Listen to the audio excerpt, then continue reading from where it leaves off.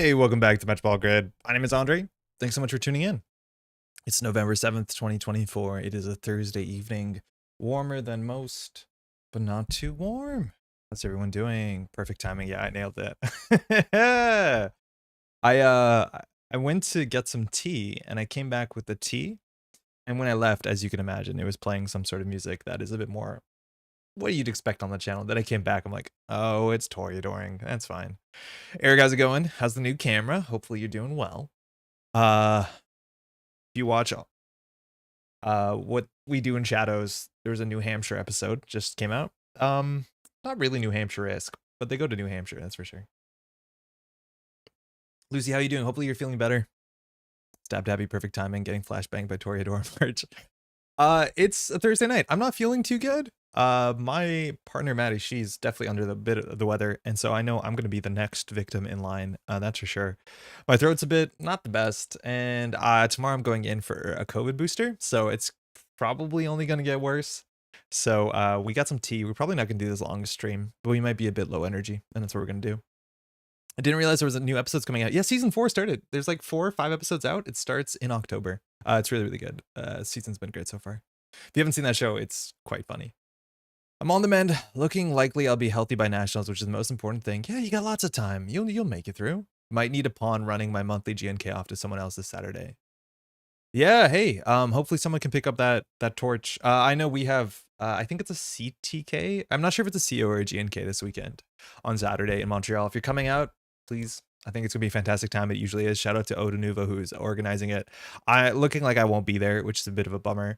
I have a bunch of stuff I picked up at Worlds that I'm excited to pass off to friends. But that might not be the case unless things like substantially change between now and tomorrow, which like that's not gonna happen. I don't think. New camera is gonna take several days and weeks of toying around with the settings and stuff.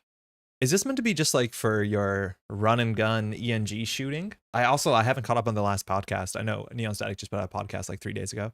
It does a good job recommending it to me on YouTube, let me tell you. Or is that for the table itself?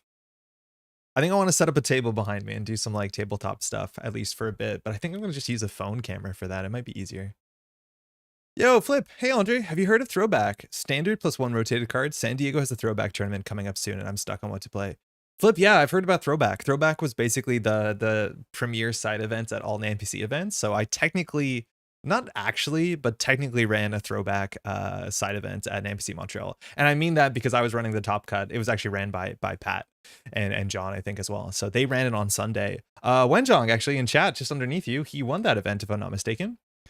Throwback is a really cool format. So it's basically standard, and then you can play one card that's rotated, or one playset, one identity, just one named card, as many copies as legally you can play.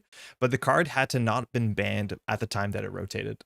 You can search on DB. There's a lot of really good Throwback decks. Arzon, the world champion, had a really great, I think it was a Chairman Hero deck in, I want to say Op was a killer deck that won out on the West Coast. Wenjong, I believe, was just playing Apocalypse, which is like a really fun one.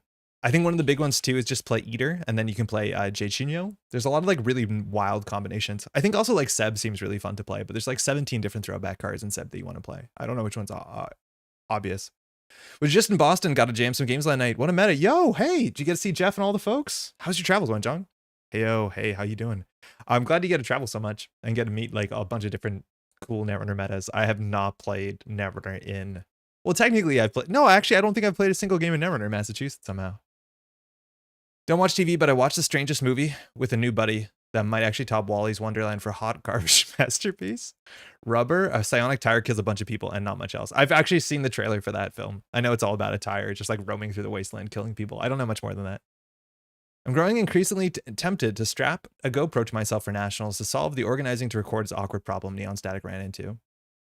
I did that, sort of. I bought a little small camera and I brought it to a couple events and I filmed stuff. I want to say that I'm not very good at that sort of thing. When I'm in an event, like I'm not a person, I don't take pictures on my phone. Like so many people, use their phone to take pictures of things that they went or places that they've gone to. And I almost never take photos. I want to be like present. That's kind of my thing. I'm not a big photos guy. Like I don't take selfies. It's just the sort of thing. So then being at a place and then recording it and then having to edit it is like something that I used to do professionally. And when I go to a thing, I try and avoid it. That being said, I recorded nice interviews and I recorded some footage at like Worlds last year. I recorded footage down road tripping with Pat, going down to NPC Boston. We have some really cute footage as well. But I've not made anything of it. And then at Worlds, I actually did bring my white little like kind of GoPro-esque camera. I think it's a Insta 360 or something. Not a 360. It's an Insta Go something, a small one. But I didn't ever pull it out. And like, I kind of regret it. I do think I kind of regret not taking more photos. And for that reason, I'm glad other people did and documented it, because I know so many people want to see what Worlds look like and what the vibe was like. And that's, you know, if you're not there, you're not there. You can't tell. So I think there's like, I'm really, really stoked that Eric edited and put that stuff together. Like, it's really, really good. I know there's more interviews coming, but yeah, I don't know. Maybe just having a GoPro. For what it's worth too, you have to watch out. Like at some events, there's people who are designated to not be filmed. So you can't actually just be filming all the time. It depends on your event, but I know for like Worlds, they had a lanyard system. So if you're wearing a certain color lanyard, it would be like, I don't want to appear on video. I don't want to appear on photographs. So you can't just walk around with a camera. Your mileage may vary about that, but I think having something strapped to you is probably one of the easier ways. I love if you got into table filming. New camera is going to be for edited content mostly, but I'm going to be experimenting. Oh, super cool. I take photos and then just never look at them. I think taking like a minute to sit down and look through your old photos is like, it's nice because you don't remember some of the stuff you did. That can be quite okay.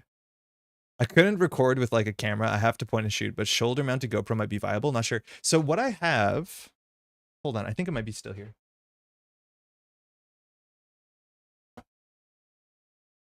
So I bought this little one. Not an ad, not sponsored. I think the camera's okay. It's like, it's fine. It's in the midpoint. It's called the Insta 360 Go 3. And it's a small like GoPro type camera. It does exactly what you expect it does. But it also has this like clip where you can pull out this, and this thing itself is a camera on its own. This is the housing that has an external battery and has a screen, and it will like wirelessly show you what this sees on the screen.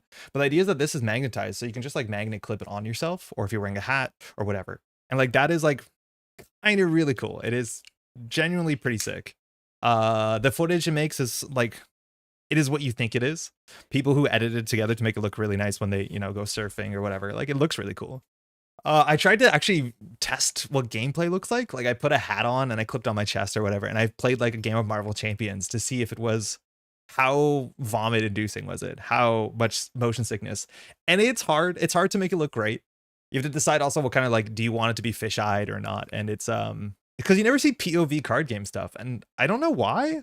Like, I think actually seeing like a camera at, you know, say it's in whatever top player's eyes and you're sitting down there and you get to watch their hands and see the board. Like, I think there's something cool to that, actually having the like first person Netrunner content. But it's really hard to not make you nauseous. Like, it's hard to get around that if you want to get that sort of like Cloverfield type effect. I've seen some POV Lorcana footage out there. Yo, for real, I couldn't find any. I was like trying to search that stuff up. You see POV footage for like solo Marvel Champions, but it's like just someone puts a camera right here, right? Like, and just looks at their cards. It's technically POV, but it doesn't move with their head, because like, why would you, right? We need Google Glass. Is that the solution? I think they have like, you know, the basically the glasses that can film that don't look too goofy modernly. I'm not sure who makes them. They might be Meta, but like maybe that's what we need. DMK, how's it going? I started the edit of the interview, so that shouldn't be too far out. Okay, good to hear. Give us the Abraham cut. I'd assume for the lanyard system, it would be fine as long as I blur those people in editing. Yeah, I assume that's fine, Lucille. I think that's a fun way to get around it. Was that what you recorded with Worlds footage you sent me? It looked pretty good. It looked okay. But yeah, I sent some of the Worlds footage to Eric. I don't know what's happening with it exactly, but that was all in that little camera. Not that I can really follow the game at all. I think Lorcana... No, what am I thinking? I think Star Wars Unlimited just got its first ban, which is fun. The person who goes by Drizzy does the POV stuff. Okay, sick. If I forget, I might ask you again for that name, but I want to check that sort of stuff up. I think that's really, really cute. Just because like putting yourself in someone's shoes is kind of quite tricky, and you don't get that opportunity to be like, okay, wait, how do they play their hand? What are they thinking? Where are they looking? Like, that sort of stuff is, I don't know, makes the game human. It's kind of sick. All right, tonight we have a deck list of the week. This is the Golden Path. I think we're still kind of owed some deck list of the weeks from Worlds, and this is definitely a good deck from Worlds. This is Jai's deck. Golden Path, Geo Swiss. Not sure what that means. Greatest ever of Swiss. But Jai came in first in Swiss. Went really well in the top cut as well.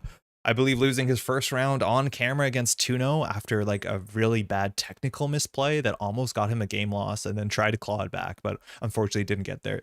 And from that point on, he hung on his last life for a long, long time. I'm not sure who actually defeated Jai in the top cut. I honestly don't know. It's extremely stable. I don't know how they have it rigged up, but they probably have a gimbal, right?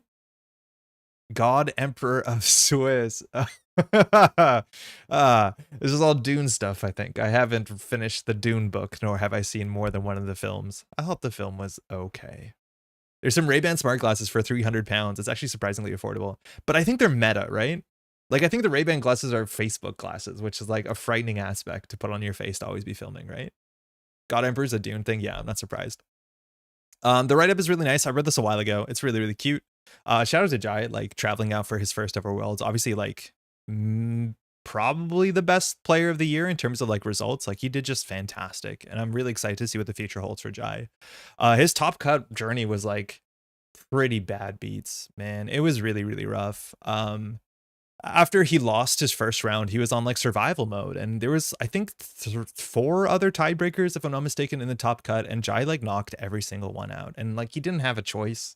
And that's just like the worst thing when you spend so much time preparing with your friends and your peers and whatever just to get to Worlds, and at the end of the day, like, oh, my job is to remove you from this. One of us can only stand. It's like, it's gonna happen. It happens all the time. It just really feels really bad where like the motions get hard. The Dune films are okay. What does it take to impress you? I fell asleep. It was, I don't know. There was like some liberties in the films that I feel like the books did better. I don't know. Like it was a long time ago that I started reading the books. I haven't finished them. Let me tell you, like I don't read that much. I probably should. I'm not embarrassed about it. I'm super embarrassed about it. But the films were like so slow going. I feel like 30% of that film was like slow motion shots of sand or Zendaya.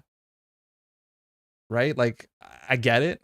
I don't think I liked what they did with fucking Thanos. They cast Thanos and made him a hard ass instead of like a poet bard. Like I don't know, that was one of my like characters I liked from the book, and they just made him a dumb commando, a gritty commando. But yeah, both me and my partner, I think we watched it at home, not at the theater. I think at the theater would have been a bit bigger. We did kind of fall asleep a bit. It's like, it's not like I need Fast and the Furious. Like I just want to be very clear. Like when it comes to highbrow cinema, sign me up. I know this is going to be a hard, you know, hard view to defend, but what corp is the most Harkonnen? Nuvum, Grendel? Yeah, probably Grendel. If you're complaining about part 1 was pacing, definitely watch Dune 2. They fix everything with it. Yeah, I could hear that. I've heard people say good stuff. It's a Warhammer thing because it's a Dune thing. So much of modern sci-fi's origins in Dune. Haven't seen the second one. Yeah, anyways, it was okay. It was good. Like, obviously the director is really good at making pretty images and stuff.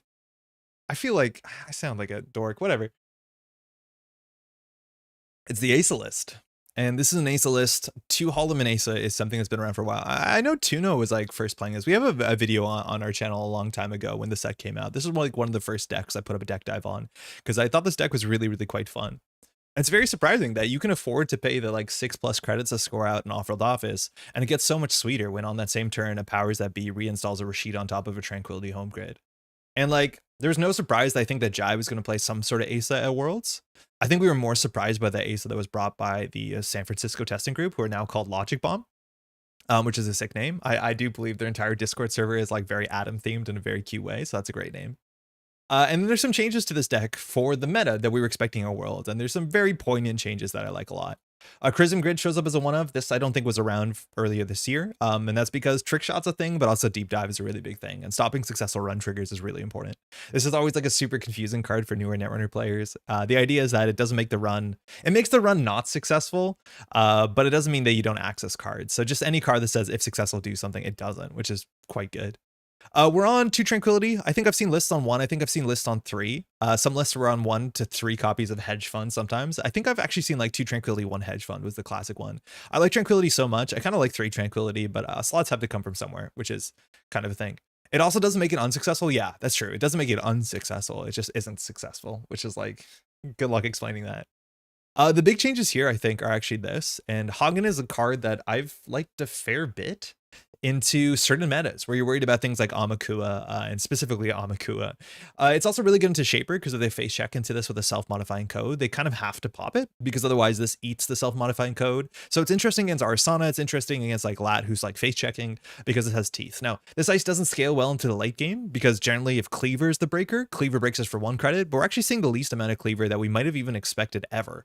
Cleaver is just not that common as a breaker anymore. So the fact that this like does tax out propeller counters pretty reasonably is kind of cool. So seeing 2 Hoggins is a bit of a surprise, but if you're expecting criminals and if you're expecting even like what's it called is really strong into this, if you're playing leeches because you're playing crew, like Hoggins seems quite good. But yeah, that's nice. We're on 2 bronze. That's a bit low. 3 ablatives, really fun in Asa as like sick tech that you can do cool stuff with. Single tattoo bola, which is just, if it's good enough, it does Asa stuff. I've never felt amazing about putting tattoo bola into any deck for influence. And then you play with it and you're like, yeah, that's kind of incredible. 1 MIC, 3 Gatekeeper, 3 Drafter, kind of the classic package. 2 Biotic Labor is, I think, the coolest thing about this deck, and it gives you just so many weird lines to close the game out of nowhere. You can actually do things where you can like fast advance Iquas with Biotic Labor, Holo Man, and then enough credits, like and Wage Workers on top of that. Even just the fact that a single Biotic Labor lets you fast advance an Iqua, if I'm not mistaken, right? Because you do Biotic. Wait, no, you need 2 Biotics, right? Because you do Biotic, you're on 4. You install, you do Advance, Advance, Advance. Yeah, then you get the 4th Advance. So if you have 2 Biotics, you can fast advance an Iqua. It's pretty wild. A single Biotic means with the Wage Workers, you can fast advance a 4-2. Like, it's hard to play around that sort of thing. And Claude is incredibly unpopular at the top tables. Played against some Crisium last night at locals, and holy Pete, is this such an annoying card, especially against a Steve deck with lots of successful HQ central run triggers. Dude gets shut off too. Oh yeah, everything gets shut off. Your whole deck gets shut off. If you're playing like Banhar Steve and they put a Crisium on HQ, find a Miss Bones and come back later. It's really, really bad for you. And back in the day, Crisium Grid was, for a window in time, actually a one of at the sort of rate and popularity as we see modernly with things like Mavirus. Like there were days back in the day where you would actually play 2 Crisium Grid as a 2 influence splash in just about every deck that you played. I'm not joking. And that's mostly because we used to have a count siphon and there was not that many ways to make a count siphon not successful. And this is the wildest when successful trigger probably in the history of the game. There's some other really good ones, but like no joke, when Crisium Grid finally came out, it was a 1 of or 2 of in basically every list for I feel like a couple years. Love that YouTube thinks we're playing solitary. Stab, I actually did that.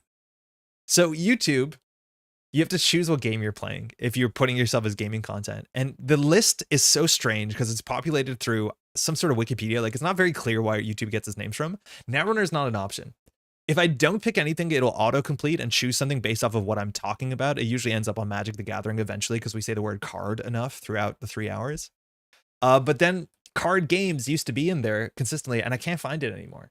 I just can't find the tag card games. So I just put in solitaire or something like that. Just because if I end up putting something like Magic the Gathering, it shows up when people search Magic the Gathering and then people end up here who don't want to be here and like downvote the video. I tune into the stream and see account siphon. Hell yeah. Yeah. How many Crisiums did you play in your decks back in the day, Cranked? I think this is the question. It's like, do you remember playing 2 Crisiums as like a universal tax for a minute? Seems very correct right now with all the deep dive and 1,000 other on success triggers out there right now. Yeah, it's weird. It's like Shaper is the big on success trigger deck right now, which is like, again, a very strange statement. But yeah, Crisium Grid used to be a bit of a thing. This card's been around for a while. It's a system update reprint from, I would imagine 2015 is my guess when the original one came out. Let's give it a shot. I think this deck is really fun. I think the one thing that is really important when you're playing Asa Group is just make new servers. We played Personal Evolution on Tuesday and we had a really great time, both because it was very fun and we also had a fantastic win rate. And thinking about it, the big reason why I think Personal Evolution is so good is that it gives the runner so many opportunities to mess up. And I don't mean that you're counting on the runner to mess up. It's just really hard to tell what the right line is. And if they don't play carefully, they can just flatline to weird stuff, right? Like that's Personal Evolution. And we weren't playing Grinder. I'm talking about like the Loud deck, the QTM deck, which is pretty sick. And I realized like if you play an honest Netrunner deck, something like PD, yeah, PD is really good. It can close the game out really quickly, has good upgrades, but you can't just lose. Like the runner can just send its centrals and you can just lose to that. And Asa's not exactly different.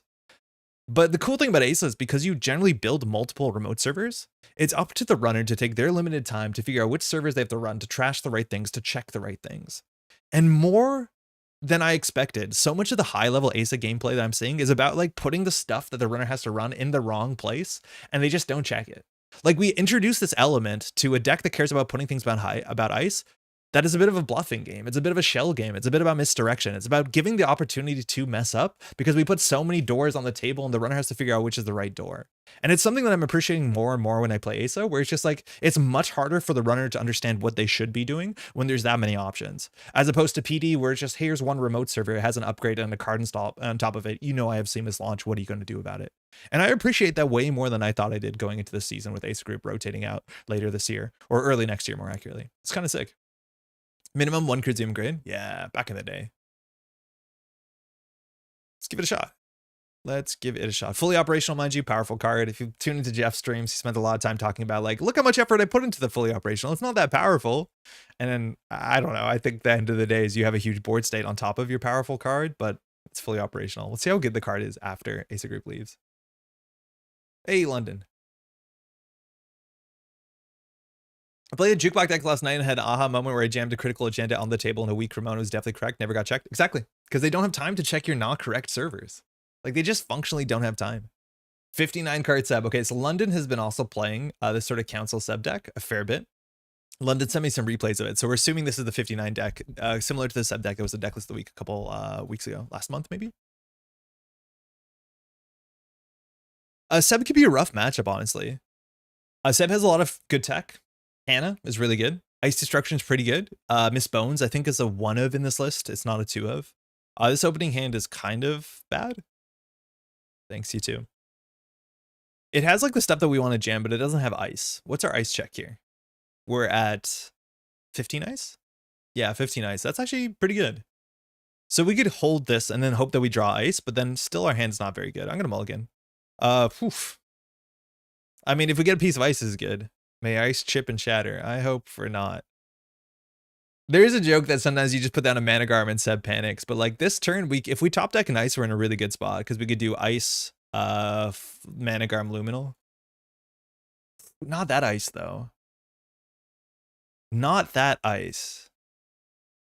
All right, so Hot Pursuit is the reason why we have to ice HQ, but we have some choices here to make.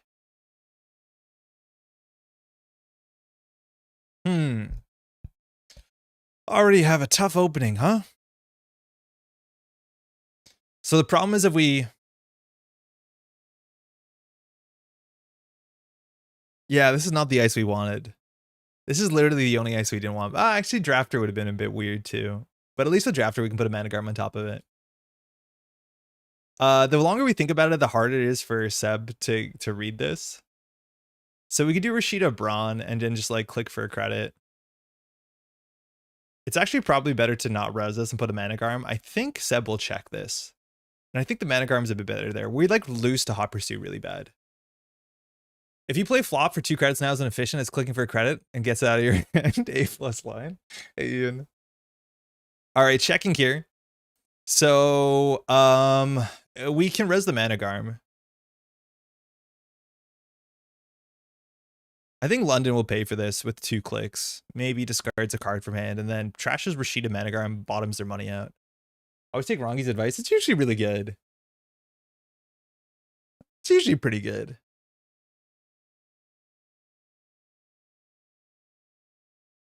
We'll see what the choice is. Like, you're assuming here this is a Rashida, right? So London can get in and trash both of these. All right, so now we're hoping Seb's money doesn't bound up back up. I think that's going to be entirely dependent on getting a hot fursuit on HQ. I think it costs 2. I'm assuming London has a second one because this card's like really good, especially when you're behind on tempo and this is the remote server. Hold up, did I hear that right? No, that's correct. All right, so now I just do Asa stuff.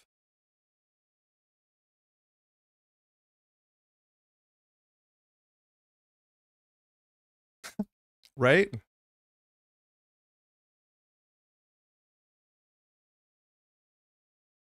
Obviously, we can't res both of these. Hot fursuit? Yeah. Yeah, I like hot fursuit. It might have been better just to do credit, but I think on 1 credit, London's unlikely to check this sort of stuff.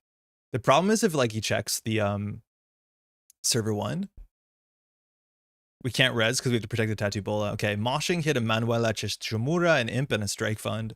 So it looks like we're going to have our cake and eat it too. Banhar is on the table. What a start. Oh man, that's not good. All right, well, I think we'll just do this. All right, that's always good. So we need another fully op, or we need an econ card to get back in here. This bronze probably not going anywhere. Banhar could challenge it. We could lose 2 points that fast. The hot pursuit will be showing up sooner than later. I think we have to draw once. That's not great. Draw once more. We can get an Asa install. Okay. So it's either behind this Tattoo Bola, or we can put another remote server. Now, if we do a Blade of Tattoo Bola, like we could just put the Rashida out here and assume, like, that's a cool thing with Banhar is that Banhar forces Blade of Barriers, or forces Tattoo Bola to fire. Otherwise, we do install, we're on 2, but we can't res both of them. So I think we just actually put this behind here. We can even put the Mavirus out there. There's a chance that those would be a bit of respect here, that this is a Mana Garm, or maybe a Tranquility, but I think London will likely run this with Banhar, and at least then we get the Tattoo Bola swap. Maybe it's actually better to keep the Mavirus in hand, because when we install the Tattoo Bola, we can install the Mavirus on top of the Rashida and trash it. Wait, no, that's silly. I was thinking it was an agenda. If it's an agenda, we could use it to save it. We could trash it with the Mavirus, but like, whatever. We would love to get this Rashida. I just don't expect us to get it. Question what server 1 is? It's like not a powers that be. It's probably not a wage workers. Raindrops. Okay. So this just gives us money. It's really neat that Banhar can't jack out. Sometimes jacking out when the corpse on 1 credit into a Tattoo Bola is usually correct.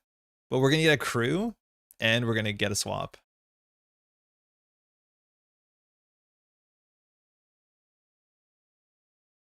The Mavirus is actually important in this matchup because the deck is on Amakua and leeches. So we're not happy to get that in the bin. Obviously, it can come back with a Blade of Barrier when it matters most, but we just need to keep London busy. The Raindrops made that a bit sweeter, that's for sure. The Hot Pursuit is going to like absolutely mess the game up if that comes down. We can't really stop it because of Banhar. So we just have to make the game about the remote servers as quickly as possible. A second ice would be really good if we can get like a drafter or gatekeeper and then server 2, but we need to jam something behind it that actually pushes us forward. Lagu, sick. All right, we're flooding a bit. Wait, we've seen 12 points in less than 10 cards. That's not good. That's good. If we do Off-World Office install here, we could do like Off-World Office, Tattoo Bola, advance. That only loses to crew, and I think we just have to do it. Hey, look, it's Asa-itis. What do you mean? How's it going, by the way? Oh, we can't afford to advance this. Oh, that's silly. Oh, no, we can't because of Tattoo Bola. So this forces us to res 2 things, potentially. But London knows that we have a Tattoo Bola.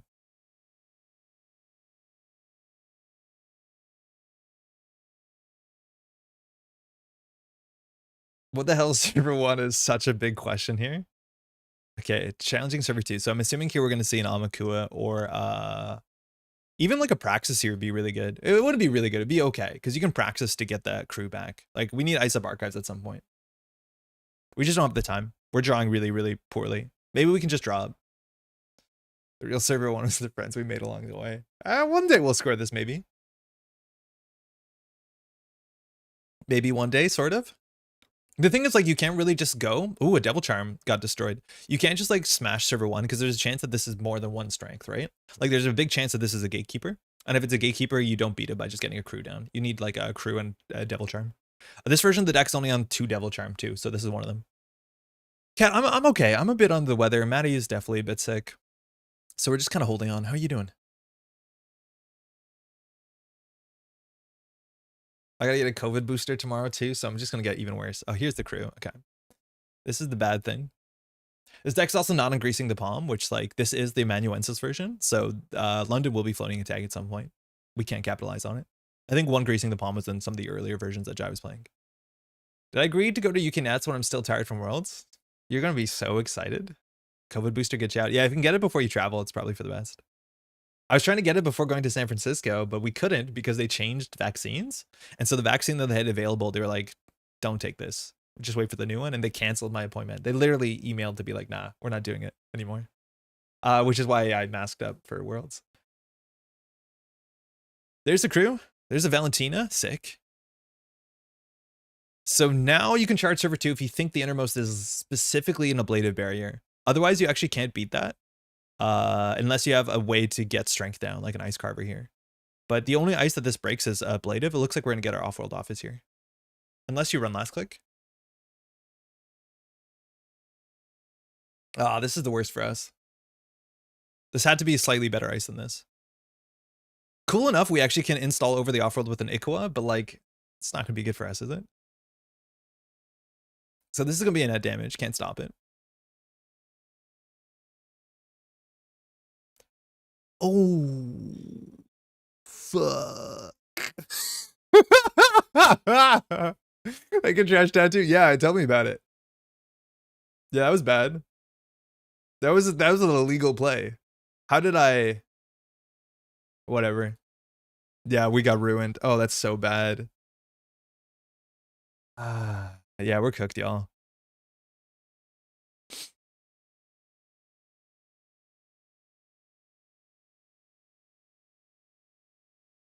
You can see the soul leaving, right? Like I'm totally out of this game now. I was so invested in this ablative barrier getting destroyed and our tattoo bullet getting get through, but you're right, with 1 credit, what does it matter? We just need 1 more credit. If we didn't advance that, but if we didn't advance it, how do we get out of this hole? It's like top deck fully op or we don't have a game here. Yeah, I don't think we have a game here.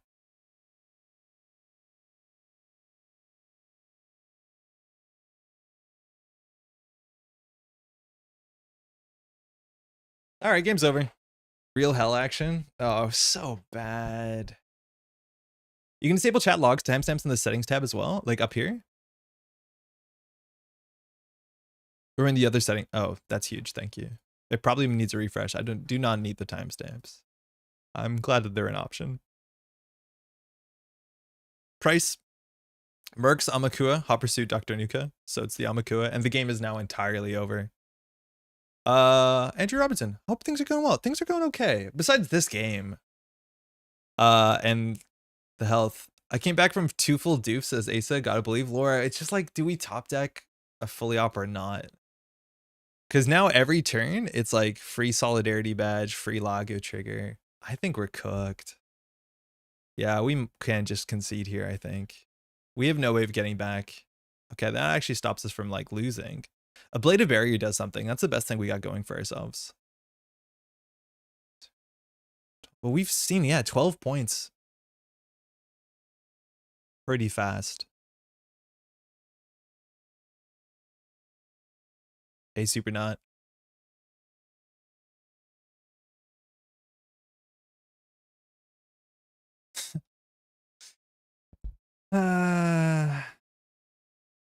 Like, how do we make this a game?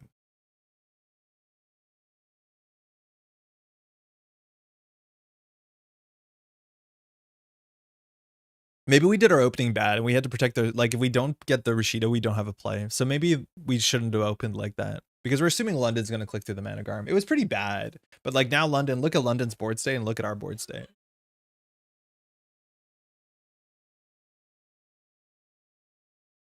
I don't know where it went wrong.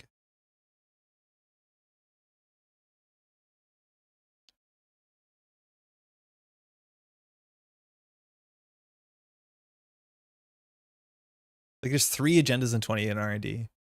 Yeah, no worries.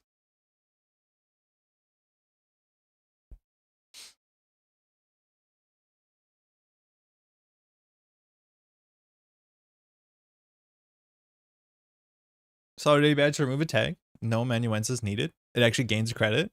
Build your own Rozeki. This card is one of his like so interesting. I also like, does MSG think that this is a card that will be good for like the tag meta?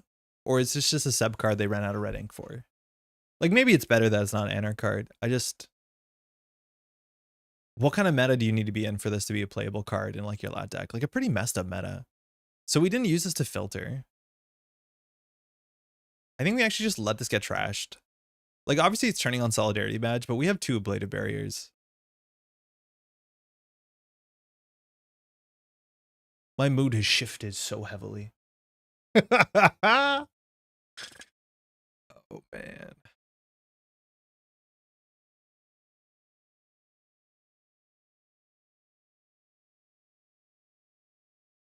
So London has 3 hot pursuits. So once one of them goes HQ, like it's hard for us to get out of this hole. Guess it's just for the networking enjoyers. Even then, it's like, how much money do you get off of this before you should just play daily cast, right? It's fine. We'll throw the jank garbage at you. Instead of angry, you'll be utterly baffled by my card choices. And if I thought that rotated. Hey Jai, how's it going? We're doing your deck a really bad one. Maybe you could have course corrected us before we got here. Jad says hi. Yo, Jad, how's Singapore? Is it not this weekend or is it next weekend, Jad? When is the Singapore Nationals? Just popping in. Yeah, enjoy your Friday. Hopefully you have some stuff planned. Should I go EP? It's the morning. 8 points in hand, 2 credits, full shard killers. I will Google that chart. I'm just that easy. Yeah, we drew a lot of points. I also like res the tattoo bola into a crew. And now we're like the game's over. We got nothing. We got 1 fully op though. It was pretty good. It was honestly pretty good. We scored a luminol, so we're generally winning. This is where it gets really bad. So if we don't top a deck of fully op, we have no way back in the game. And the problem now is that we don't have money, so we can't. All right, I'm out. Oh, good game. I have 8 more points in it. That was not going my way.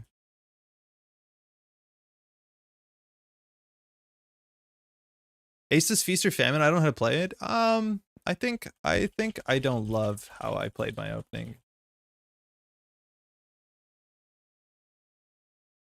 Yeah, if we had an end the run and not the Brawn, I think we'd be in a much better spot. But then if that was the case, we probably shouldn't open the way that we did. Because there's no way that you don't click through the Managarm there. Because it has to be, right? It's either a Nico, maybe, but most likely Rashida. Can I turn it off? Yeah, 1 second. Give me 1 second.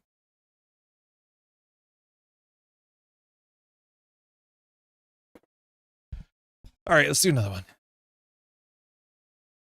Yeah, I don't feel great. Okay.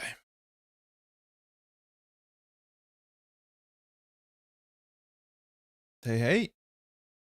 I believe this is stab, right?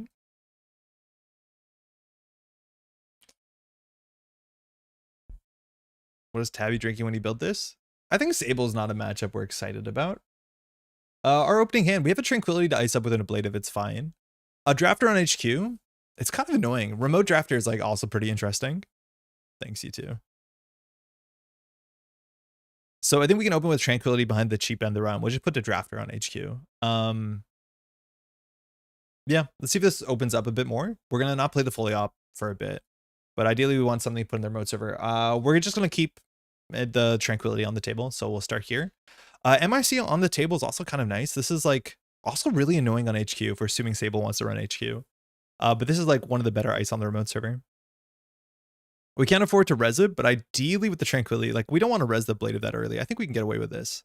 We can put the Ablative on HQ and then we'll do Drafter in the new remote server. So I'll just do this and play a bit conservatively. We could also draft our R&D here, which is like maybe okay against Sable. It just doesn't do anything this early, but like Sable has a 1 in 3 chance of running R&D mark, and we obviously know all our points are still in there. But I think we want to keep this because next turn, we actually probably should have drawn here once because we need a card for Tranquility and we want to do something to Asa the second server. We'll do like a Virus Drafter and then probably fully op and then fully op to get something on top of the Tranquility.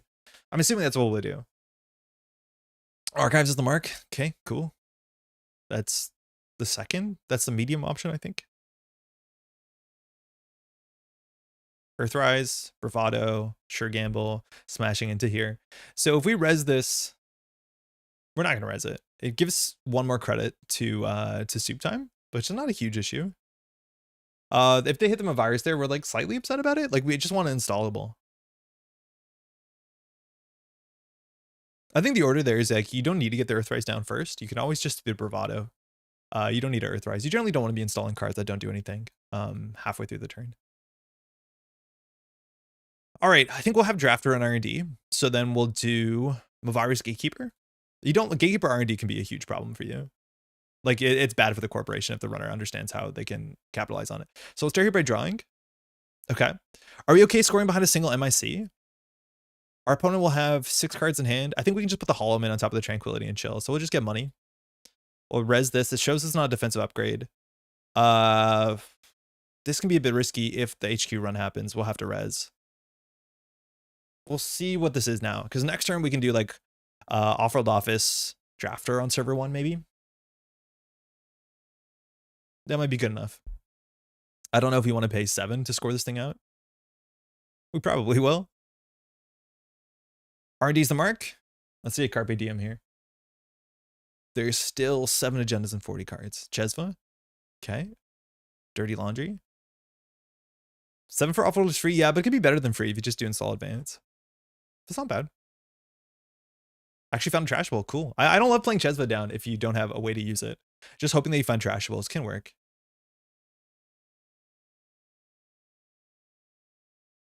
But his card draw is good. His economy is pretty good right now.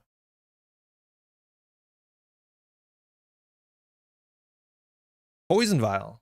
Okay, cool. That's really like, it's good into Brawn. It's really not bad into Brawn. Oh, that's the best case scenario. So I think we do off-world drafter and then we just put powers that be out here and say, what are you going to do about it? We have to do this before Hermes shows up. I don't like having no cards in hand, but so we either pre-advances or click for credit. I'm going to click for credit. We haven't rezzed any ice so far. Boomerang into diversion puts us down a bit. But a powers that be firing after we score the off-world office to get a spin doctor onto the table is going to be pretty good. Hand advantage, what's that?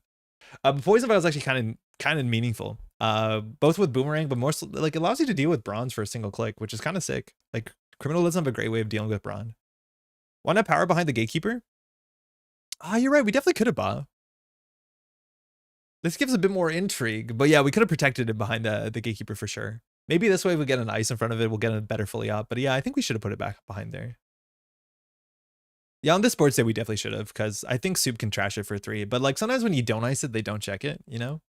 Not a great claim, though. I figured you were counting on that tattoo money. I thought there's when things went waste out. Oh, yeah, London. Yeah, you should see chat. I was like, wait, you could trash it. I'm like, oh, crap, yeah. I was assuming you'd go through the tattoo and trash the innermost, but like, of course, that's not going to happen. And at that point, the game was over. Yeah, it was like, it was going bad.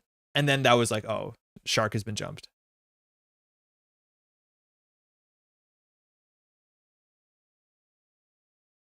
Oh, fuck. Ice invalidation. Oh, this is really bad. We have to trade the MIC for this. So if we res the MIC and then pop the MIC, he loses the Boomerang. I think we have to do that. I don't want to res this Raptor. It doesn't do anything. And Poison Vial decks, like, they get me. They tilt me when ice doesn't matter. This is at least a lot of influence. I don't know how you're going to move it around in Sable. So at least we can res this, and then we can, in theory... Crow, we're playing the Decklist of the week. In theory now, we can force the trash. It's like a 6-shredded board control. It feels as bad as it is. But at least we can score at the agenda. We can't fire powers, though.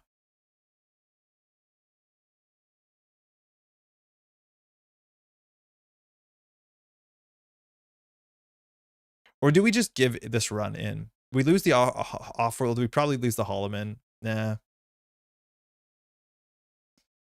This eats a Boomerang too, which is okay. He has the money for Managram, which is good.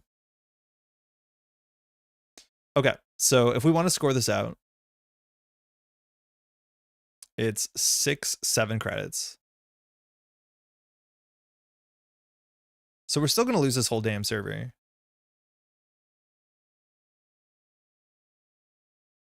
Feels bad. That's okay.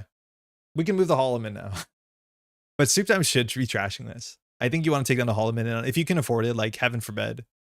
Heaven forbid there's a Mistbones. Like, Tranquility is like one of the most important cards to trash if you want to play Criminal and play like aggressive where they can't res their stuff. HQ, not a great spot to be.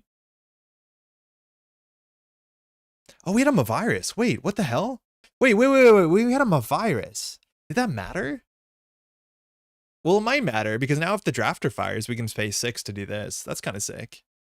And then we can get a fully out back. Yeah, let's just say that we're going to keep that for later. That's really good. Yeah, no worries. On the last turn, if we purge some virus, the drafter fires, we get a fully out back. And then we could install. We could have installed and saved the agenda with the spin doctor. It's not amazing. Waking plant, cool. Hitting a Miss Bones. I think the Miss Bones is more important here. I think Miss Bones run server 1 is more important to keep our board state down. Because this is the one card we randomly drew. Is it an agenda? Turns out it is. So I don't think we res as a bladed barrier. Is this deck on spree? Yo, Changeling, good evening. I think we just have to let this through. There's no way around it. Feels bad. Watch us stable. Yeah, we've seen so much influence already. We've seen 6 influence. So now we're going to have an R&D problem. Us top decking the agenda there sucks because I think no matter what, you're just going here. Checking last click, especially if you use the Waken Plant, you want to try avoiding that because you're assuming the deck... Oh, no, it's Sable. Never mind. Because you're assuming there's Iquas in the deck. But with the click back with Sable, you can do that. Fuck. Okay, well, we didn't want to draw that. And we keep our Holo Man. Move Holo Man? No, I like it where it is.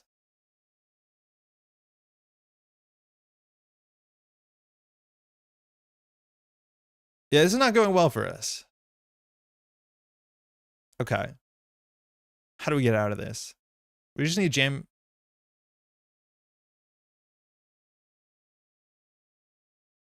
Well, at least the Blade of is a threat. Yeah, Blade of being a threat's actually really good for us. So I think we put the Luminal behind the Gatekeeper. Actually, no, I think we put on the Tranquility. If we purge with the Drafter, there's no way on 2 credits you check this, right?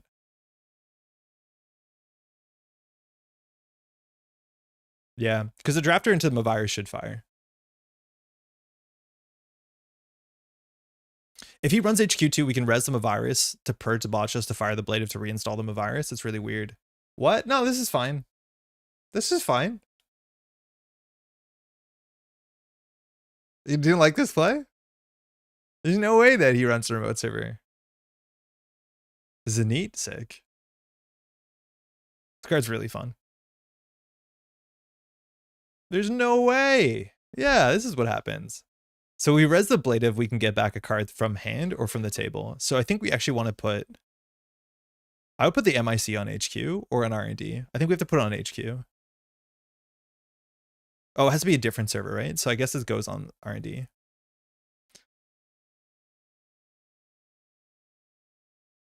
This eats our Asa install. That's fine. The other option is to put a Rashida on the table. HQ is the mark.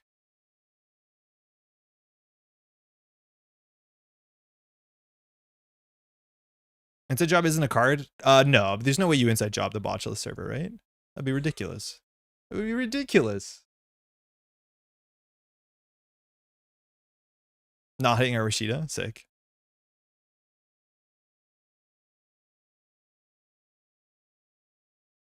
There's no way this gets run. After you lose a Miss Bones? Yeah, there you go. Free Luminal.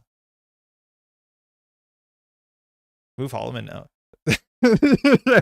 Doing this like to your opponent, probably. I can't believe that worked. I can. Because even if he runs it, we purge some virus into the drafter and then like we just put a spin doctor on top of it.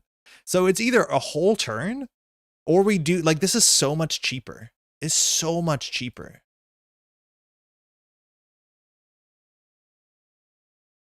Res, yeah, we'll res the powers. Like that is so damn goofy. Choose a card to install from archives. This will eat our Asa install. So I think we do spin doctor on top of a drafter. And then we just put Rashid in the remote server and then click for credits 700 times.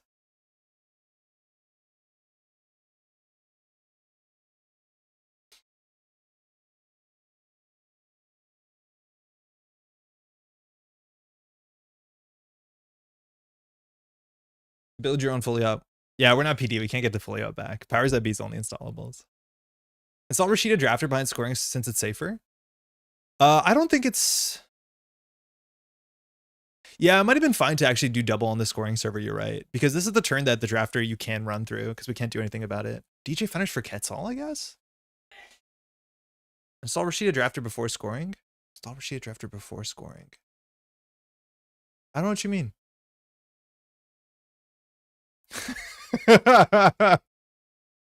Trying to have your cake and eat it too. It's like one of the downsides when you play DJ Fenderson Criminal. It's like, oh, you want to run HQ anyways? Sorry, you can't get the HQ running ability. I mean, Rashida new server with the Asa trigger. I think that would have been fine to put Rashida there because it's safer. This is known to be the Rashida, so it's just about running this. You're right. It might have been better to put it there. And then the Spin Doctor in here. But then, I don't know. It's hard to tell what he's been running. Then score the TBTB spin to server 1 for the Trank trigger. Yeah. Yeah, that was the option, is to do that first while we had clicks.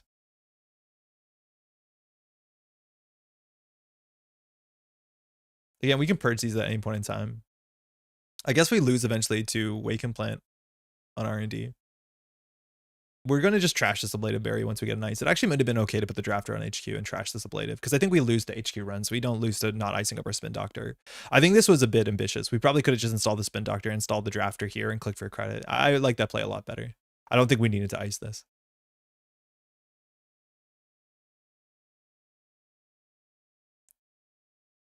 Now at least if the virus hits the drafter. Pinhole. Oh, that's fine. I don't think we care about any of these. I don't want to res the Spin Doctor,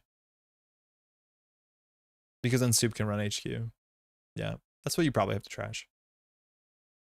That's okay. We have 2 more ablative somewhere. Class Act? Okay. No money. Do we want to shuffle any of these cards back in? No, we don't. So we'll just do the Rashida. Okay, sick. So I'm assuming here that we just do double install on the server and trash. We'll keep the drafter because I'm a virus, but we do off-world office, tattoo bola. The problem is we need to over-install the Spin Doctor. We can just put the Holo Man on top of it. Yeah, that's fine if the drafter fires. So I think we just try and score this off-world office.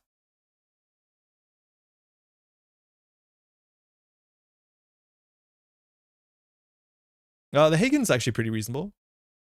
The Hagen, because the trash is the Chesva. I think we want it on HQ. Sorry, Tranquility gain 2. I think we'll do the Hagen. They're both weak to Boomerang. This at least is a bit more interesting because it allows us to install from hand. We don't have anything from hand. We'll get rid of this. Getting this in the bin is actually really interesting because you can reinstall them and then they can re-res them. And then we probably advance this one, so it puts us on 11 credits. So Soup Dumb's on no money, so you can't even do Boomerang Diversion. We have to be able to res most stuff here. This is Boomerang, so this is... I think we can't afford to advance this.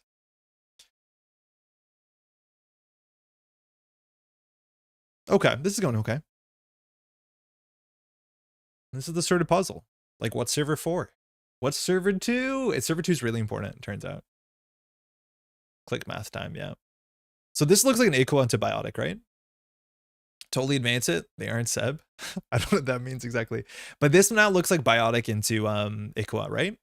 So if this is biotic into Aqua, we need 8 credits. So Soup Time needs to figure out how to get into the remote server with a click and 2 credits. That's the chance. Archives, Carpe Diem, okay. The run here gets the neat chip, which is kind of sick. They won't crew your bola? Yeah. I've learned that one now. I was so happy for it.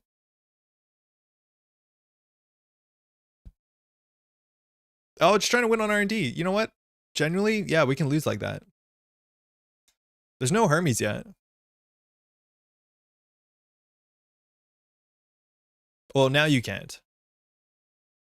Now Aqua's entirely safe. So we only lose on R&D if you find like every other 2-pointer, and which there's only 1 more 2-pointer in the deck. So we actually can't lose on R&D here, right? So if we look at the list really quickly, if you're not running with a click left, there's 3 Vitruvius, 3 Offworld. So the chance of us losing, is... You have to see exactly the 2 agendas in 28. I don't even think we Spin Doctor back. We just let this ride. I'm not going to res the MIC into a Boomerang. Could we actually? If we res the MIC, we get on to 5. We honestly could res this. It's a bit expensive. But we res this, we go down to 5.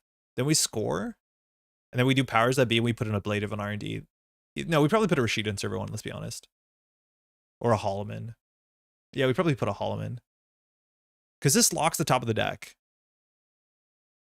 Actually, thinking. This will be the second boomerang. Because it's more so that if we score this thing, R&D will be open next turn, and we don't want R&D to be open next turn.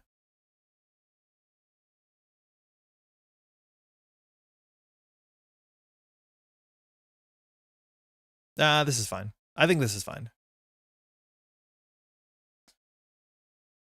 I think it could be okay to res this. It's just very unlikely that he finds anything, considering all the Iquos are there. Now, if he runs back, like he knows that we know that he knows. But the Iquos you can't be trashing there. Okay, wage workers, that actually costs real money. I think Soup Time needs money here. I don't know if you can afford to trash this. Unfortunate. Yeah, I think he thinks this is a game. This looks like Biotic into the 5-3. So, I feel a bit better trashing there. Okay, so we saw 3 cards, right? So one of them could be it. Do we want to Biotic this one out? I don't think we do. So score, gain 7. Then we can install a card in server 1. It's probably the Holo Man, because we have Spin Doctor for draw. I think we ace a draw. I mean Trank draw. Second Biotic is really powerful. Choose a card to install here. Tattoo Bull into Drafter.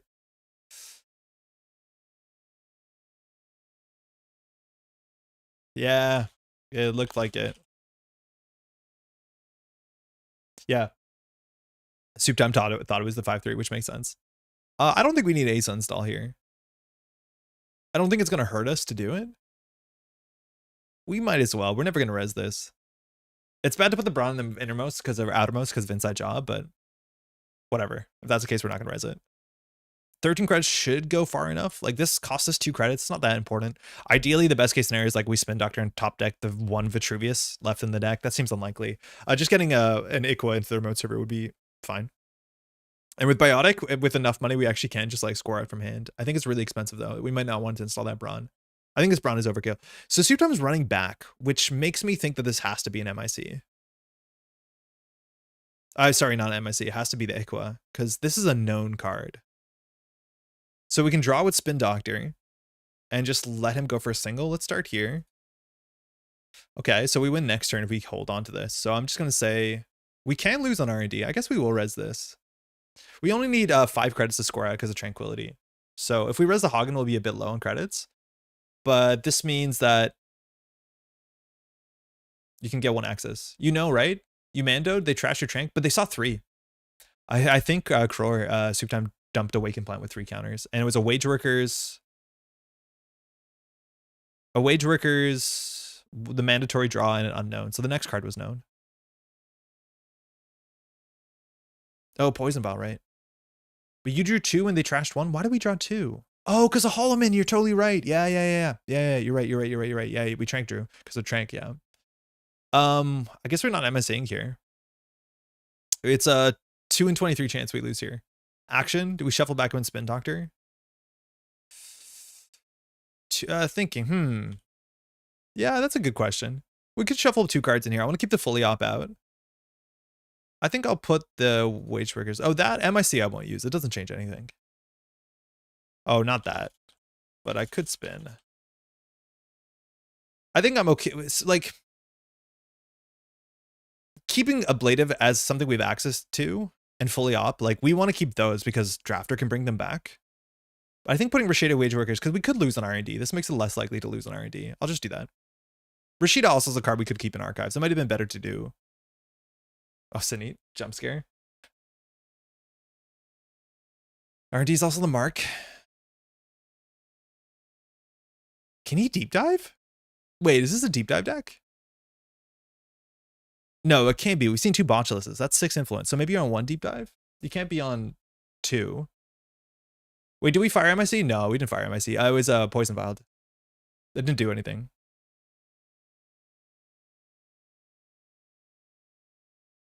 Access? Oh, we lose.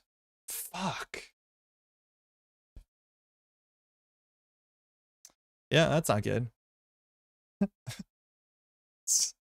Always 2 and 25 as a 1 and 12. Sometimes it'd be like that. My choice was Viserum and Carpe. I can't see the hand. The hand show isn't working. Yeah, there were 2 3-pointers.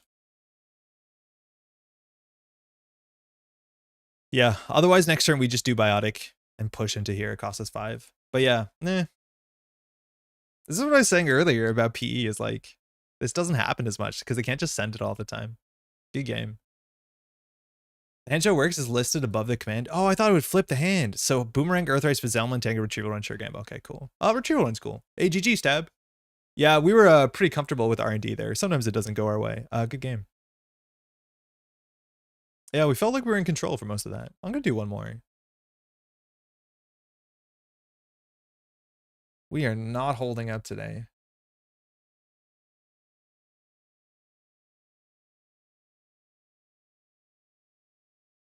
Did not think I was winning that. You have to hit that Ikwa there on R&D. There's a 2-pointer in hand, so if you steal that, but you basically need to steal the Ikwa on R&D. Yeah. There's not a lot of agendas left in the deck. We had a Vitruvius in hand. So there was... I think there's only 3 agendas in the deck, if I'm not mistaken, right? Because I had 6, you had 4. There's 1 in hand, so that's 12. Yeah, there's only 3 agendas in R&D and 25 cards. Yeah. Bummer. Fusion, how's it going? Will you try Arzon's R+ deck? Maybe? I'm not a huge R+ fan. Like, I just don't like it. I don't think it's particularly fun. On mostly either side of the table. I don't know. It's not for me. I maintain that Ace is the toughest standard corp to play. I don't know.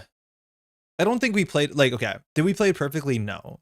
Did we play it well enough? Yes, we did. Was that lost in our control? No. That happens. It's fine. I'm not going to beat myself up about it. Love reading back through the chat. I exist to confuse. Yeah, we're not playing around botchless remote server. I think there was ways the remote server works, but like Poison Ball Boomerang is just like hard to deal with. Is there a fun NBN standard deck for you currently? Hey, Bob, that's a cool question. Epiphanies were kind of fun. I've been enjoying Epiphany. I don't think it's particularly great, but no. But I think NBN is like a really weird faction where like they don't really do anything unless it's like, it's literally false lead the corporation at this point in time. It's kind of rough. NBN just doesn't do anything besides be miserable about tags and kind of like grind you or trap you. They're a very limited corporation. And it's like losing Bologna definitely doesn't help, but like scoring NBN doesn't really exist. So you generally have like Asmari kill combo, you have NEH horizontal kill combo, you have like tag storm. Like almost all of the NBN does right now is really effing annoying. It's just annoying, right? Like its power cards are, you know, hard-hitting news and self-growth program and stuff like that. Titles remind me of work. Oh, sorry, Harp. How's it going? Hey, Tron. Good evening. I gave up on the remote until I remembered what pinhole does. Yeah, pinholing was okay. Like the pinhole was, it was the best target to pinhole there. I think at that point I don't actually need the Holo Man to win the game, but pinholes is good. Arvizen was saying he scored out more often than not at Worlds. I agree, but he scored out on like, on the basis that if you don't respect it, you will die. So he's scoring out because his opponents are respecting him. I don't think that makes it a score out deck. It still makes it a pretty like miserable false lead deck. But you're right. Arzon's deck is more functionally built to score than some of the other decks that deck was based on. Because I think it's playing Beals and actually just scoring out Beals. Pretty good. Just finished proctoring an exam in which students need to think about domain and range.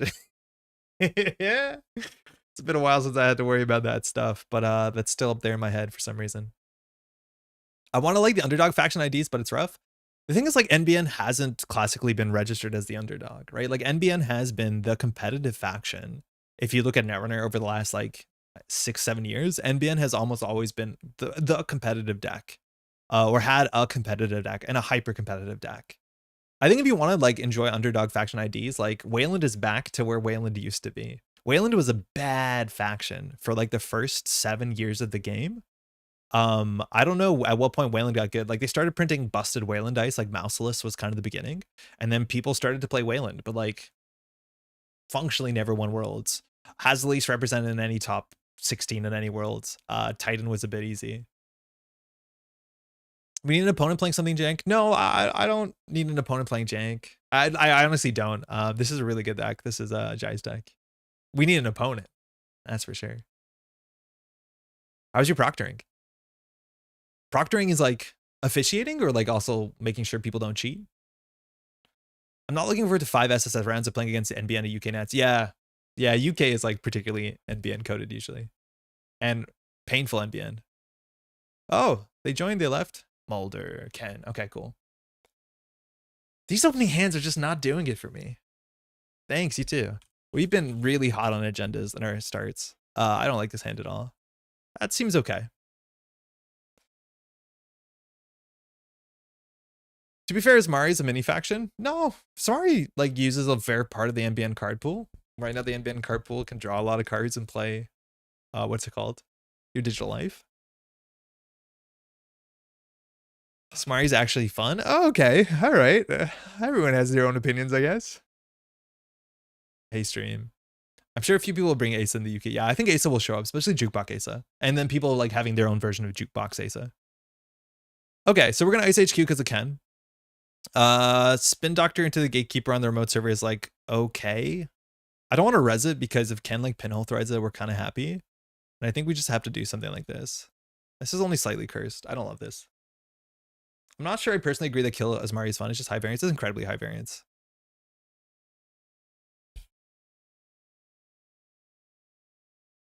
What is going on tonight? Why are we just having a bad time? Why is this what's happening? How are we meant to play around this? We don't. We are just getting our teeth kicked in. Punished for clicking for cred over card? Not really. You think? So if we res as a bladed barrier, the boomerang gets sunk. If we don't res, the boomerang goes forever. Whatever.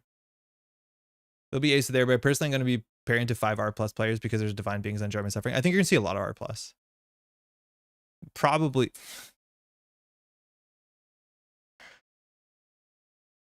Holy crap. How does this deck work? What is this? How are you, what are you meant to do with this hand? Jai! What are you meant to do with this hand? Stop it. Start jamming with 1 credit?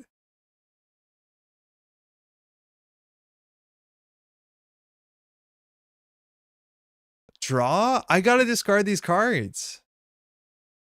Like, I have to draw, but I also need money. How's it going, Jeff? Rashida in server 1? It's worthless. We don't want to do Rashida in server 1. If anything, we do Rashida in a new remote server, and then we just discard into Vitruvius. TBTB brand, yeah, I want to put something on the table. It's not going to be the Rashida. If they run this, it's like, fine. Hope. Simply a matter of skill. Yeah, this just keeps them busy. At 1 credit, we're not. Wait, why is a Rashida click for 2 and server 1 worthless? Oh, we get diversioned again. You're right. It's not that bad. This is a Carpe Diem. Okay. No action.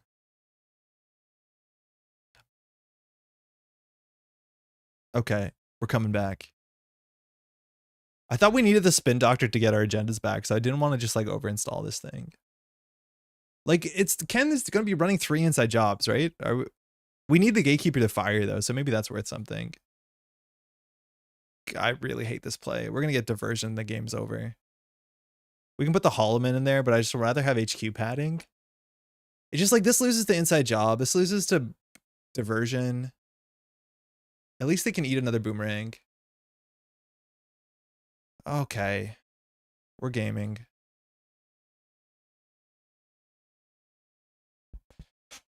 Oh, we're so back. We're so back. God, not even close. She's got an ablative on HQ. That's boomeranged. How do we get out of this? Like, what do we do? So we can do Nico behind the gatekeeper. We can ace a spin doctor to the Hagen and then just fully opt for 700 credits. That's probably it. And then we just have more money than common sense, which is like, I already have 6 credits. We're not that far off. Where would you rather have them run? I think we'd rather have them run the spin doctor. You flop, get Nico and Luminol on the table. Luminol on the table. You want to get Luminol. That's so hardcore. I'm doing this for you, Jeff. I would not be that comfortable. I would have put a spin doctor.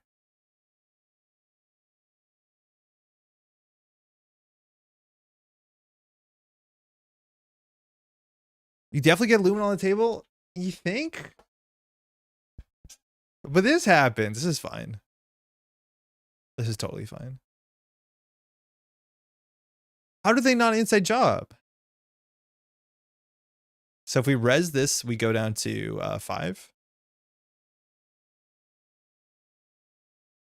Then we res this, we go down to 1. I think we just lose this. The only way out of flood is jam. No, we can discard them. We had a spin doctor. I would have done spin doctor and discarded. How do we get away with this? Stop drawing agendas.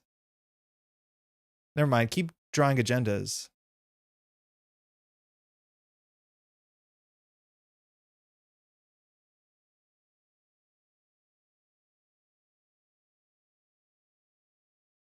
So this eats our Asa trigger.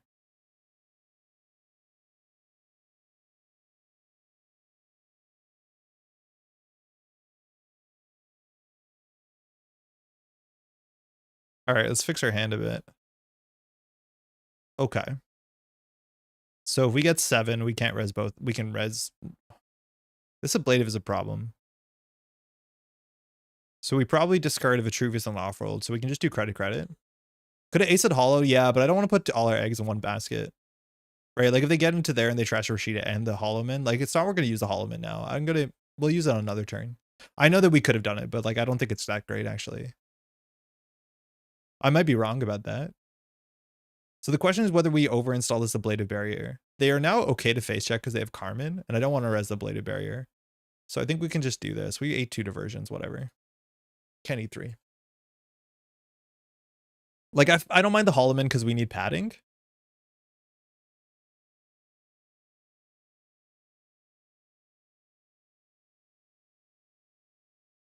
Okay.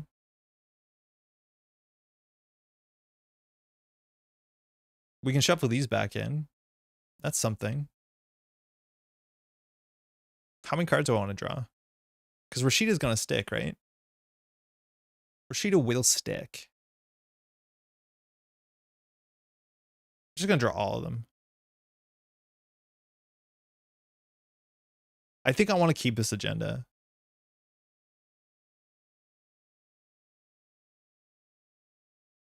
I might have been wrong to shuffle them back in.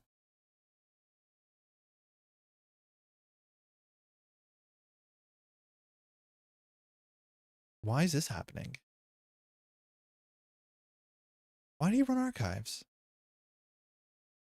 Why did he run archives?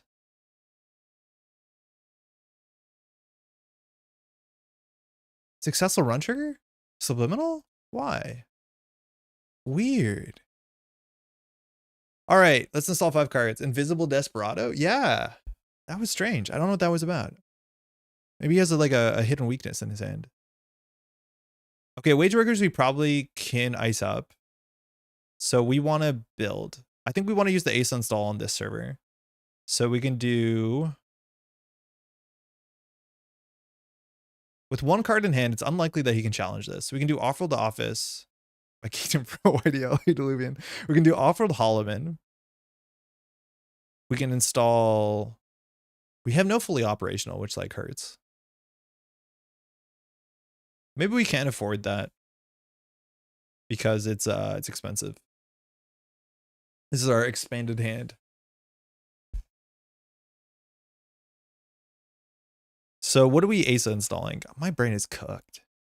So another Rashida seems a bit luxurious. If we get wage workers and res it, we can do the 4 installs. We can do 5 installs if we really put our mind to it, which like seems kind of fun. I think we might just windmill 5 installs. A fully up should be coming up. So the question is whether we want to do our double install for the ice. 12 cards in hand's kind of wild. Yeah. Yeah, we did draw 7. So I think we can ice up the wage workers slightly. We don't have to res it. We just have to ice it. So we can do wage workers Hagen. Then we put the Holo Man out there. I think we actually can just put an off-world behind this gatekeeper and assume they won't run it.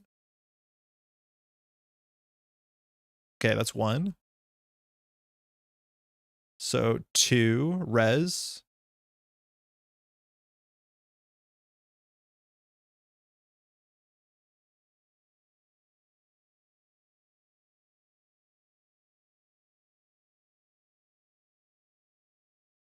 I would ice install Rashid and install Alpha behind gatekeeper. I think yeah, that's what my plan is.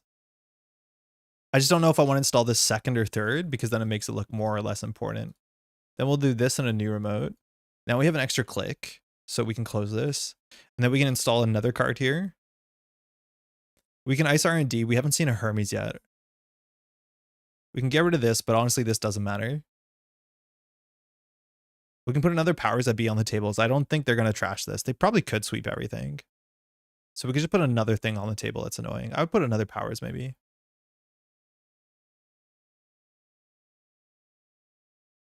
I'm okay discarding the Spin Doctor. I'm okay discarding the Brawn. I'm okay discarding... Yeah, I'll just put this on the table.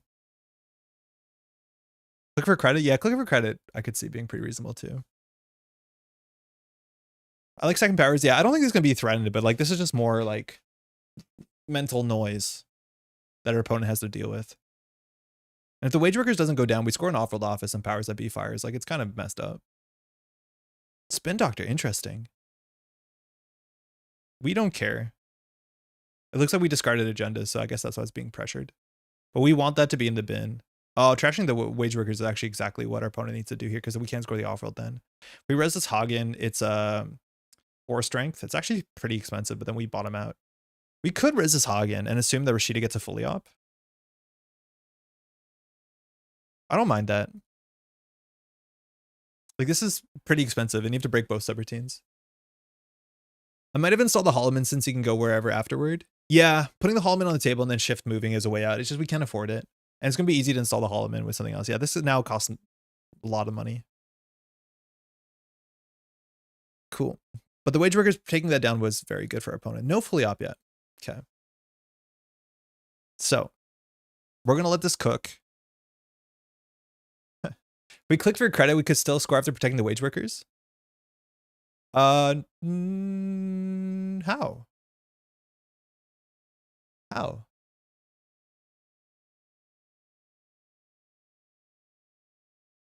With Rashida? But we don't have the wage workers.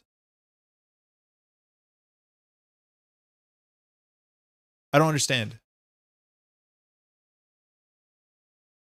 Wait, I'm not sure I got that. Wait, what do you mean?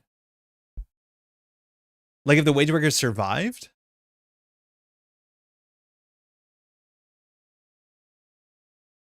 Okay, so we can Managarm on top of this. What is our double install here? It's probably going to be Managarm Holo Man. We need another Rashida to financially get, well, anything really going. I just don't want to put too much attention on the server. Like the server is cooking on its own. So we can do Rashida here. We can do Managarm Holo Man. Tattoo Bull is just obviously nice. We can put that kind of wherever we want. Tranquility we'll use in a later turn. This looks like an agenda now, and on 4 credits, you might not be able to deal with this. I guess the worst case scenario is like inside job, double click.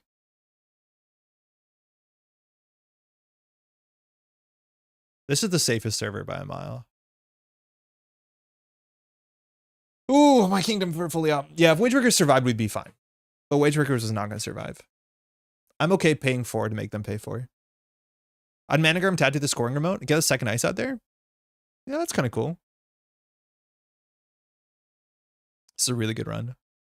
Yeah, second ice actually does cause pause because they can't just inside job it. I think the fact that we're expecting them to be on 3 inside jobs is really important. Okay. We're keeping them busy with our shit, which is good. Mystic, nice. Third Rashida? Fully up? Sick. Okay, so we actually can score this out.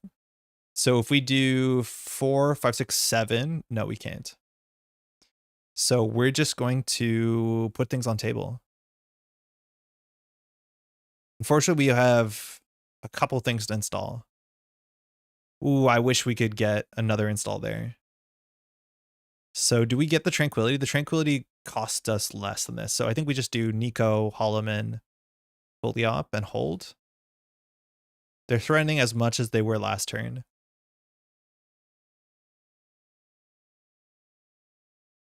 Server 2.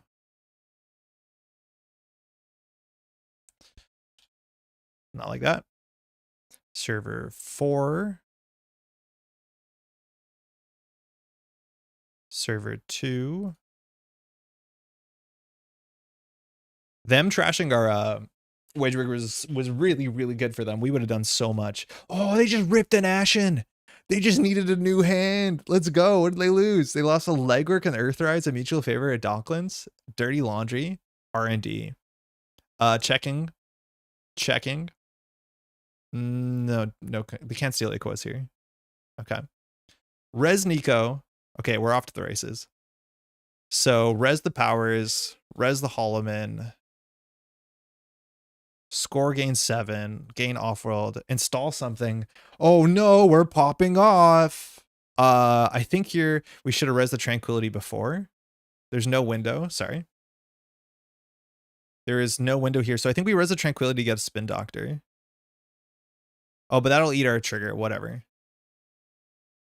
Other options, we get a Rashid on top of the Tranquility. That's fine too. I like the Rashida. Wage Workers is pretty nasty too.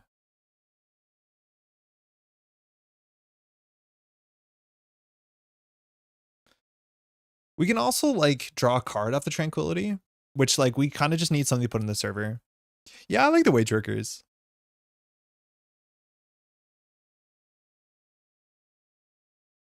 I think we'll put it in server 4. Nah. Nah. We'll do Asa group. Whatever, Tranquility. It's just we're not pushing anything on the server that draws cards. That's what I don't like. We have no card draw this turn. Maybe the Wage Workers wasn't right. I guess we'll draw a card here. Sick. Choose a card to install. Hagen. So we actually can win next turn with enough money. So we'll put this on server 3. And then we'll put this on HQ. So I might have like spent too much money. Sorry, I'm late. No, Brennan, how's it going? So if I'm not mistaken, we can do Biotic Labor, install Equa, Holo Man, triple advance with Wage Workers. Okay, Res Tattoo Bola. They have a very important 1 in 5 here. And then Ablative Barrier fires, which means we can go get we actually can put the Equa. We can put the Equa in server 1. Why did we just install Equa? We didn't. We will.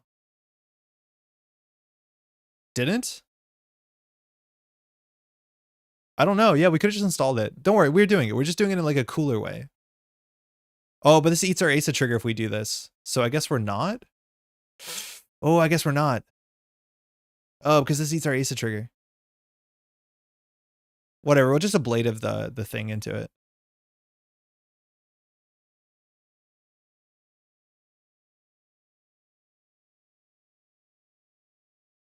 Non-agenda? No!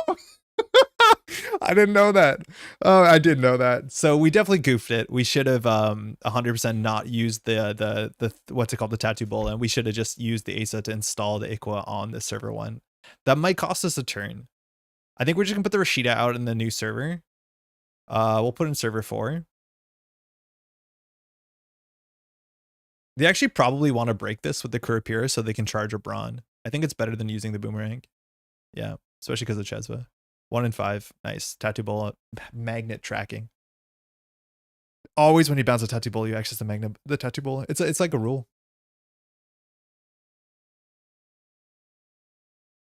13 credits. 2 Holomans, 1 Wage Workers. How to dismantle the board state. I do not care what happens here. I couldn't care. That is the first Holo Man.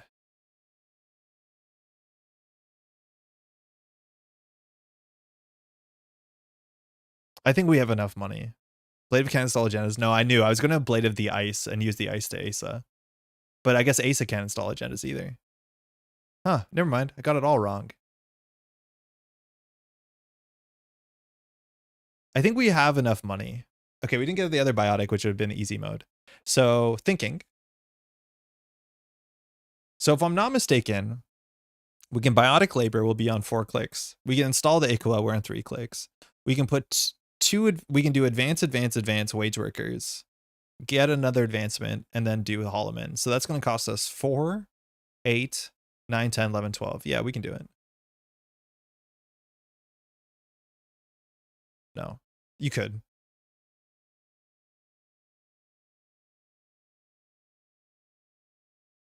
Just goofy. Just kind of goofy. Thanks for the game. Yeah, we messed up the ending a bit. We didn't play it perfectly.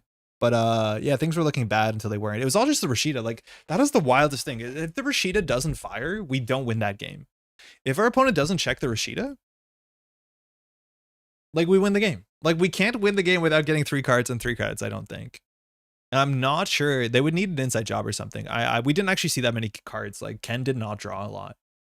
I'm assuming the deck's on 3 inside job. Oh no, Ken drew more than this, obviously. Sorry, an Ashen happened.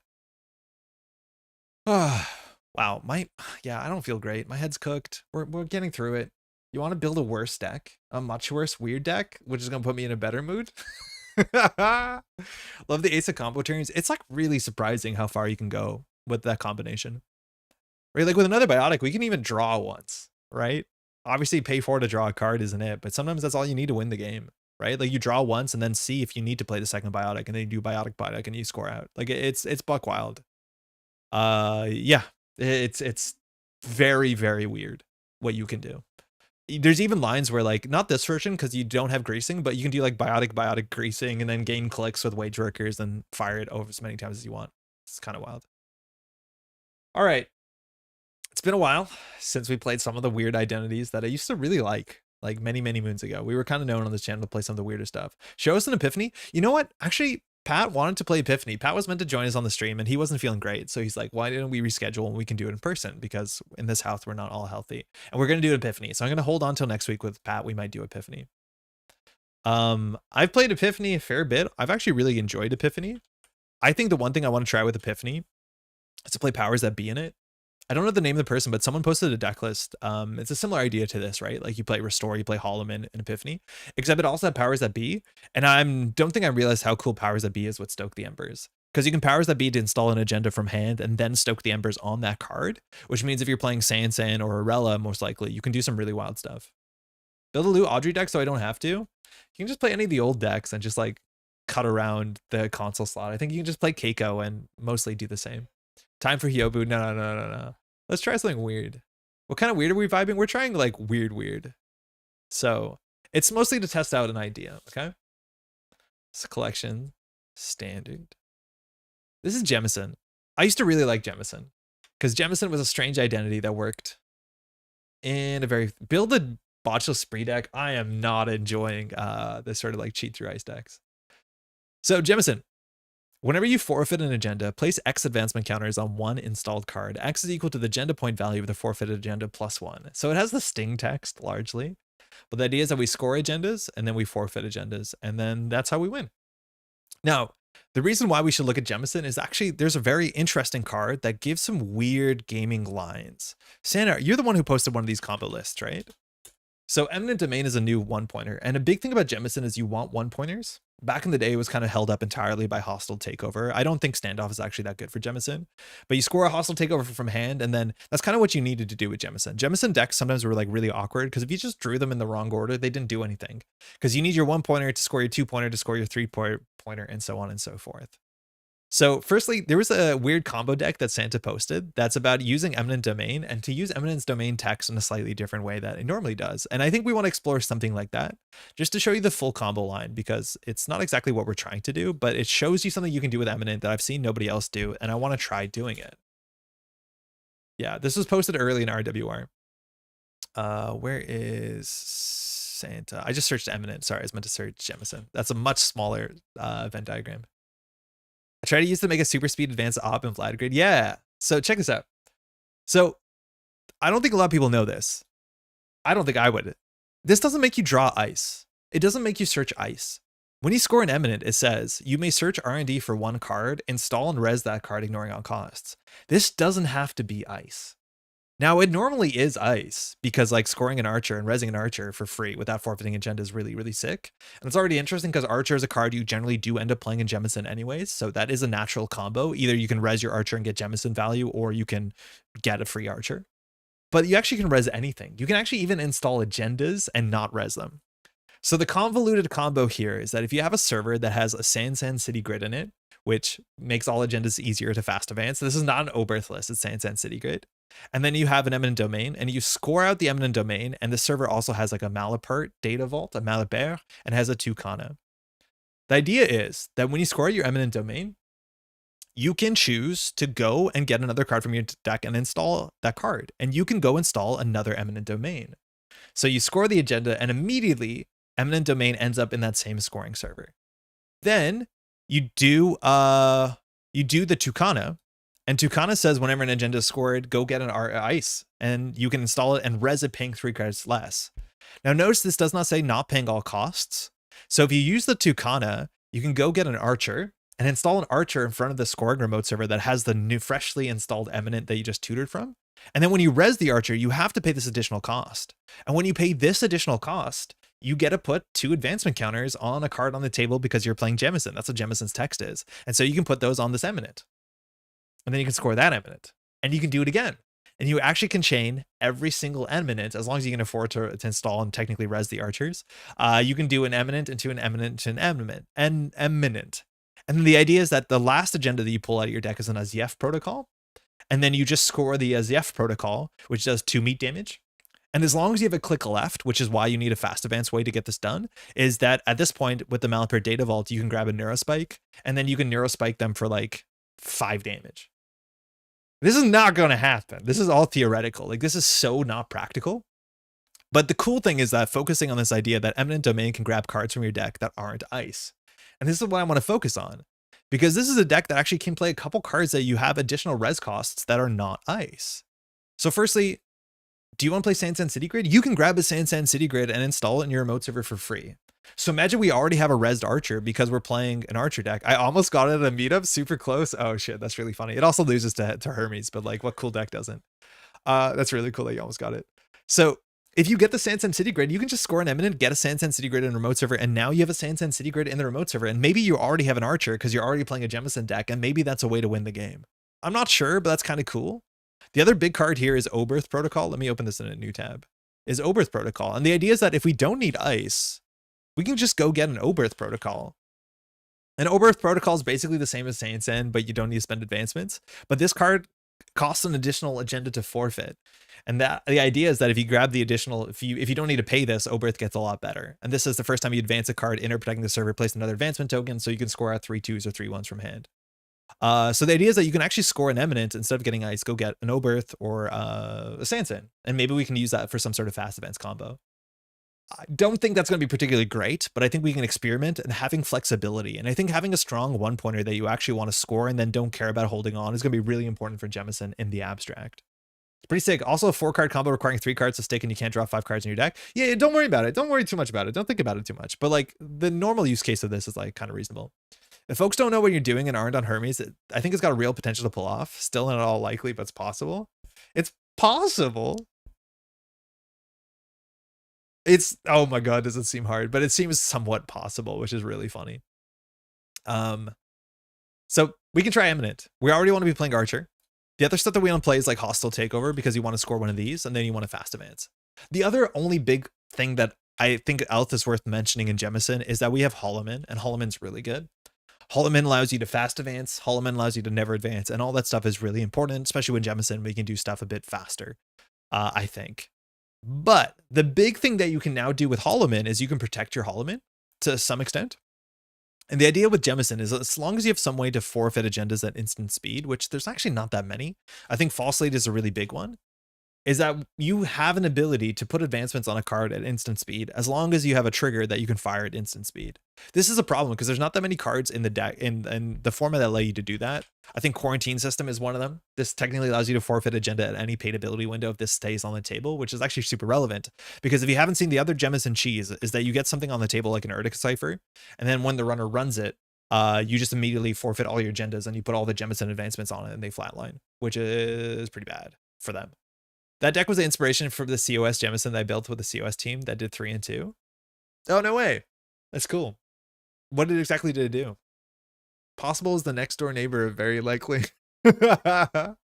Sprint and Descent help too. Yeah, that is true. This is also a deck that like might want to play Slash and Burn. I don't know if you want to score an Eminent and get a Spin Doctor, but you technically can go score an Eminent and get a Spin Doctor. How bad is that? How bad is score an Eminent, get a Spin Doctor? How come no one's done that? Is it because it's terrible? But you can, in theory, fast advance an Eminent to grab a Spin Doctor to protect your Slash and Burn. That sounds awful. Let's try it, I guess. Paid ability speed 4-bit, Quarantine System, Oberth, False Lead. Yeah, Oberth is the big one. I used to play Quarantine System. I feel like there used to be a couple more. There's also the one in System Update, Corporate Town. There might be one or two more. But Corporate Town's technically another one like that. The other thing that Jemison players did do is that you played something like CityWorks Project. And the idea is that if you protected CityWorks Project with ice that when they're rezzed have to forfeit an agenda like Archer, and back in the day we had Tithonium, the runner might be running the CityWorks thinking, oh, I have 4 cards in hand, that's no problem. And then at instant speed, you res the Archer. Well, you know what I mean by instant speed. And then suddenly the CityWorks Project has more counters on it. That's another way to play this, which is interesting. Slash is kind of needed if you draw Spike. And then you can Audacity, at least within my list. Oh, shit, because you throw it out. Yeah. What are you describing as clunky post-truth, which seems pretty meh? I'm describing the other one. The 3-1 from System Update, the NBN 3-1. That says, like, install a card from archives ignoring all costs, an asset or something. We also can, in theory, like, Eminent Domain and go grab a Lady Liberty, which, like, is pretty goofy. But then there's a Lady Liberty on the table. I feel like if we're playing Eminent, why not play one of these? License Acquisition, thank you, Cody. Yeah, that's another option you can play. But like in theory, score an Eminent, have a Lady Liberty. We need next turn we can score something, and maybe we can do something cool. Like none of this is going to be particularly good, but I think we're just going to explore. List sent. Not sure if it showed. It did not show if you sent it in YouTube because it eats links and it doesn't tell me, Diogen. If you can like obfuscate it so it's not obviously a URL, I'll definitely be happy to open it. But it doesn't actually show me it. Jemison sees so little play that Oaktown Renovation shows up on its card suggestions, and that just shows the age of the deck. And I'm a huge Oaktown Renovation fan, but like Oaktown Renovation was hot back in like 2016, maybe. Not a lot of people play Jemison. All right, we have to figure out how we're going to score to 7. It's not easy. Slash, pineapple, jank, and gray cheese. Oh, that sounds awful. Crown of servers, thank you. All right, so this was at COS. Was this on Nick's team? I'll just open a deck. Show me a deck, please. I'll open Ghost Meat's deck and use it as a jumping board.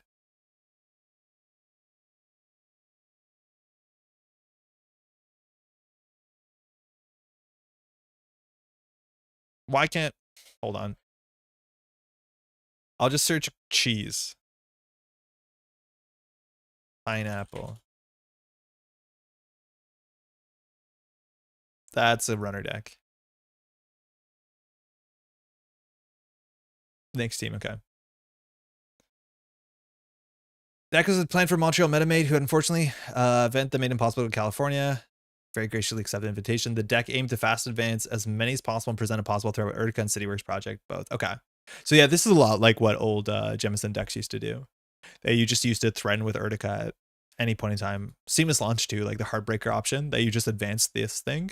I guess Op does it a bit better now. Like that's the problem, is like Op does this better, I think. Cool. Snare was mandatory. Yo, Snare and Op is sick. Like I don't think anybody respects Snare and Op. You need a one cost to trash as an instant speed, but you can grab Snare from nowhere in Op, which like is not a well explored space because it's not that good. I'm like convinced that you can bake a deck that produces ping at instant speed. Like just purge him a virus to grab a ping. Right? Like, why are people not doing this? The reason is because it's not very good. But if anyone runs last click and Op, you can like give them a ping. The problem is like right now in Netrunner, and I'm gonna say problem as in it's glad it's not a problem, is like a single tag doesn't win you the game anymore. But you can do that, and if you trash a one coster at instant speed, which there's not that many options, you can just go get a snare. It's just there's very few options that do that. Like this is a Markiel and Eternal problem, and if you could do that, you could get Spin Doctor, you could get Rashida. You wouldn't get snare if you could. It is what it is. Okay, how do we win? We want to score agendas. Let's just like tempo. When's the last time that I've played Jemison? I used to have Jemison tempo lists. Can we just score Jemison tempo? This is a Rella Jemison. This has Tithonium in it, no surprise. It has a Rella in it, sick. That agenda suite, 14 agendas scares me. Jemison Cityworks. This is the sort of list, right? Diogen, Project Junebug type style. We even had DRM, Biotic Labor. Okay, great. 3 Obert. It has a Night Dancer in it. That's so cursed. 3 False Lead, 3 Hostile, 3. There's a chance that this is the Ice Suite that we want, the agenda suite that we want. I think we will do something like this. Yeah, I think this is a really good jumping board for this. Jam Night? Yeah, Alex, we're trying to build Jemison. We're trying to figure out what lane to go in. I want to be playing Eminent and grabbing weird stuff. I missed Stavka trash to grab Ping, the old cis op to trash the killer. Oh yeah, that's sick. Alpharune is probably just better. Yes, but you can do ping on any run largely if they have a... Is there any ice that cares if they're tagged? Like, could you res an F2P and then Mavirus Purge to get a ping? Again, not worth the time, but it's like, it's the kind of cool stuff that gets in your head. 3 Hostile, 3 Eminent, 3 Cityworks, I guess? 17 agenda points? That's really ugly. How did we make this work before? We played 21 agenda points. Oh, I did not know better. In 2020. CWP without punitive? Yeah. Yeah. I don't believe in punitive. I think punitive is really bad right now. I think it's really hard to make punitive make sense in the modern meta. So I guess we'll go with 1 false lead. Ooh. Wait, no. How do we do this? 21 points, 12 agendas. We're already at 11. Okay, I guess. Slash and burn. Yeah, I like slash and burn. That's a good choice. I don't think we're going to Alice really big. You can use the piranhas to dodge the bad pub.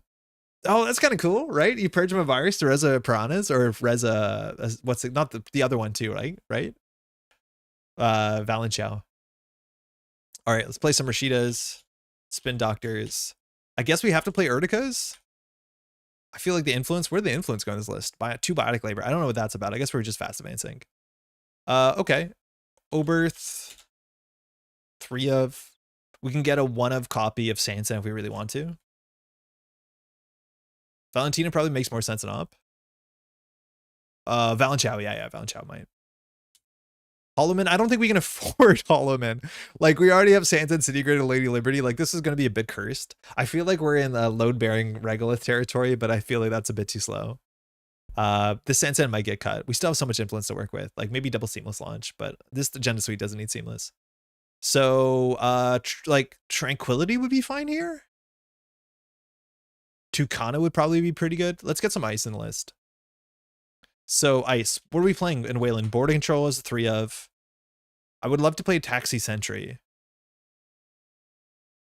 Hordem, I'd like Hordem a fair bit. How do you build an ice suite in Wayland? This is the problem. Is like, I don't think there's a reg Wayland ice suite. Like there's an Ob ice suite, there's an Outfit ice suite, but I don't think there's an ice suite that just feels good in Wayland. HB ice is so good. It's so messed up.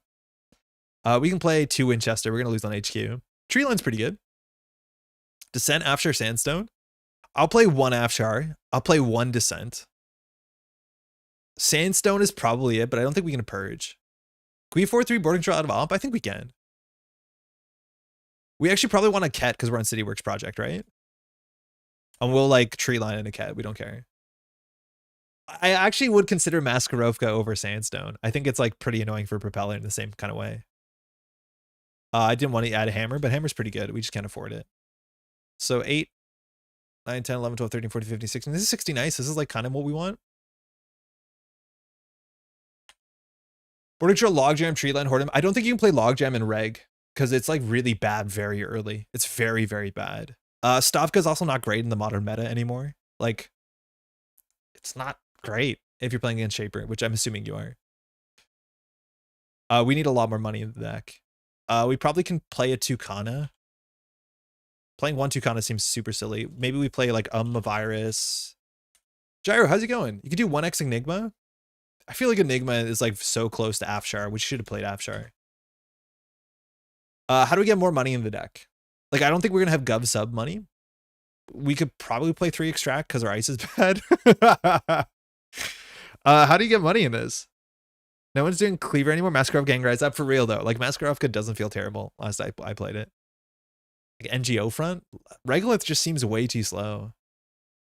How are you a 1x false lead? It's because I want to play Eminent, and like it's the slot that Eminent would be in. Yeah, Hostiles is right now the most of our money. Let's try Armed Acid Protection. We have a good mix of everything. 1 Armed Acid Protection will just bring this list together. That is the glue this list needs. 4 Influence. What can we do with 4 Influence? I feel like we can do a lot. What can we do? What does the deck need? It needs like Tranquility Home Grid. It just needs money. We have so many small cards. The Tranquility Home Grid. Oh, but we have Sansan. It's also a region, right? I like Plano a fair bit, I think. Do we just do 3 Trank and just say we're jamming? Yeah, I like that. And we have 1 Influence left over. Do we just like play 1 Planogram? Assume they'll flow tags. Red level is kind of busted. Oh, red level is good. Yeah, red level is pretty good. Because of Oberth. It is really, really quite good. But we still have 1 Influence. We can maybe cut an Urtica. I think you -1 Hostile, -1 False Lead, +1 Slash and Burn. Hostile seems like the most important card in the deck, right? Like if we don't score an easy 1 pointer, but there's a chance that this list can move off of false hostiles and go into false lead. Cut code gates always. I think Hordem is good, but I think you're right. We don't need 5 code gates. I just want to figure out how to use 1 Influence. How to use 1 Influence in Standard besides Mavirus. How to use Influence in Standard. Powers? I just don't think we can protect the powers. Wrap, Thimble. I'm not huge on Thimble. Wrap is like kind of narrow right now in the meta. It's really good against 1 deck and only 1 deck. I'm on 2 Hostiles, 3 Eminent, and Gemini, and it feels fine. Are you actually playing Gemmy? Urtica seems not great. Urtica is kind of what the deck does though. Because you put an Urtica on top of an Oberth and like forfeit. It's cheesy as all hell. We probably don't need to do it. Oh, Sprint. Sprint is good. Sprint is a really good 1x, especially in Jemison, because you can just draw terribly. That's a great suggestion. I think the deck will be better if you play more red level, less Urtica. Yeah, let's just tempo. Let's just tempo. Let's stop this. Let's just tempo. You're playing in Meat Space tonight, yo. Oh. Okay, it's coming together. Cheesy's the name of Jemison. I wouldn't go that far. We have too much ice. We have 17 ice. Yeah, it's way too much ice. I will cut boarding control. Sick. Gems. 2x Oberth might be enough. I could see it. I'm hoping that we can get one of the Eminent to be cute, but let's see it. Like, it technically is a must trash. But it's the only thing that we do cool with red level clearance, right? Like, maybe we should have a Sansan or something. I don't know. New Corp deck. This is probably going to tilt me really, really bad when we draw the deck backwards. It doesn't do anything. Any tips on finding the right balance of Sentry versus Code Gate versus Barrier Ice? Krajuki, how's it going? My basic rule is if you're playing a generalist deck, you want to be playing a mix of all of them. just because it forces your opponent to find their breakers and install them. Now, what to play more of, it comes down to like what your faction does well. So for instance, code gates right now in Jinteki, not a lot of great options, unless you can afford a Vampire Nasa. So there's a lot of Jinteki decks that just don't run code gates. So it comes down to what your faction has access to. It's not a great answer. Another big thing that the more you play, the more you realize like, oh, this is the common decoder, and most of the code gates I have access to are very cheaply breakable by what I'm expecting to play against. So that also has a huge impact on it. Right now, barriers are actually pretty good. Barriers seem to be pretty good. So I like playing more barriers than not, like generally 5 or 6. Hey. Sentries, like some of the Wayland lists are only running 3 drafters. That's enough. But then you can play Jinteki decks that are running like 5 or 6 sentries. They really put their mind to it. So it's kind of all over. I'll have a deck building advice thing for System Gateway next week, early next week, to talk about the exact problem. And a lot of it is just looking at the icebreakers that are available in System Gateway and being like, oh, these look bad. Code gates look pretty bad in System Gateway. I'm going to play as few code gates as possible. Oh, it disappeared there. Hey, thanks, you too. Blue's not great. Cool, thanks. Yeah, there's no hard, fast rule. You generally want to play a bit of all. Like, if you can play one code gate, then they have to find their code gate breaker and install it. So that's usually better than playing no code gates. But if you just don't have good access to good code gates, like, if you look at Sokka's Ag and Fusion lists from this summer at Nationals, he's just running 2 Thimble Rig because, like, doesn't want to spend any money on the code gates that are generally broken for less money, excuse me. This hand is really good if we find an ice. Might as well play self-adapting code wall if you're just going for crew tech. Cheaper and doesn't get Fizariumed.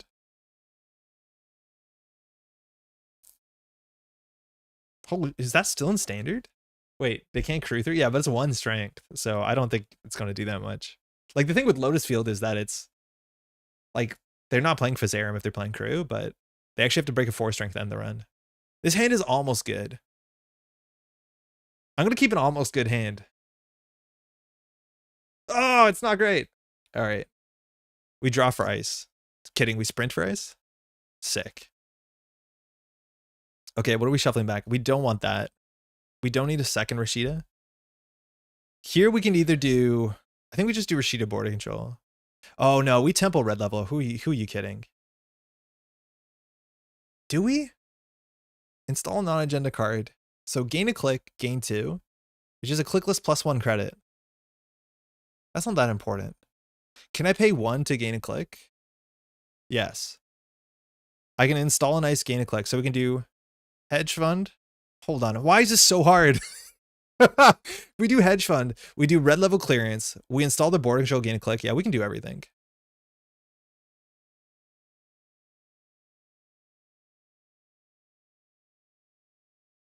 Okay. Get an archer immediately. Use HQ with very few cards in agenda and HQ. Yeah, I obviously like Lou's gonna run HQ here and trash hopefully none of these. Maybe we run R&D, but with Eminent here we can like, I don't think we get a Winchester for HQ, but we have a lot of options what we want to do with this. Cool. Yeah, this seems better because we get the agenda on the table. I don't think Lou's going to contest the remote server that easily. It might be okay. No, our whole hand. At least here we'll know if we need to ice up HQ. Onacom, sick. Fuck. Just Archer HQ? Yeah, I might be right to Archer HQ. Like, we are a bit of a combo deck.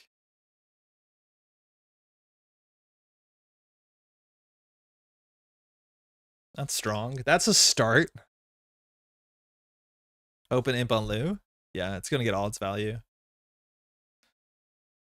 Trash to Hordem. We'll see what the Breaker Suite is. Friday Chip, Lagu, sick. Okay. I mean, I totally forget we're Jemison. Like, I don't think Jemison's gonna do anything. Oh, come on. My bad. Install hostile. They draw 7. Oops. They have no money. Okay. Well, we're gonna purge if we don't get an ice on RD. They trash the imp. That's smart. You want to do that so that you can simul chip them back. Lost the border control. Okay. So we need to ice up R&D. We have 1 Mavirus. How could you install a card? Yeah, that's on me, I guess. Someday I'll fire off the Dream 2 Kana Eminent play to pull 2 archers at once. It's pretty slick. And then in Jemison, you can advance your tree line or whatever. I don't know one credit that can contest this. Like, they threw out a botulus, so he probably has another botulus, so that does concern me. This is not what you wanted to see. I need an ice for R&D. Fuck.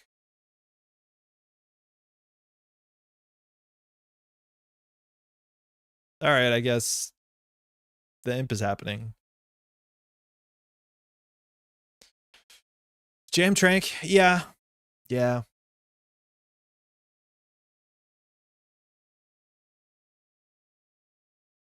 Do you move the Friday chip over if you already have a counter in the imp? I don't know if you do. It's fine. I don't know if it's fine. The Anarch is playing all the good cards, and now our ice doesn't do anything. We have the Oberth into like 1-pointers though, which is kind of sick. But like, if we don't draw 2 ice here, we're gonna lose. Like, we need ice R&D, ice remote server.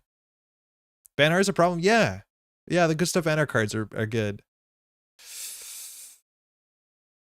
I'll just draw. Okay, that's really good. We can FA a 5/3 right now. Yeah, I think we can. Unfortunately, our 5/3 is not an FA-able card. Like, it's City Works. It's really bad to imp. Like, we have the bad 5/3 in this matchup. I wonder if we should just be in Basalt Spire. Am I gonna put Winchester on R&D? Yeah, I am. Yep. I think we just want to click here. Okay, now we don't have to decide.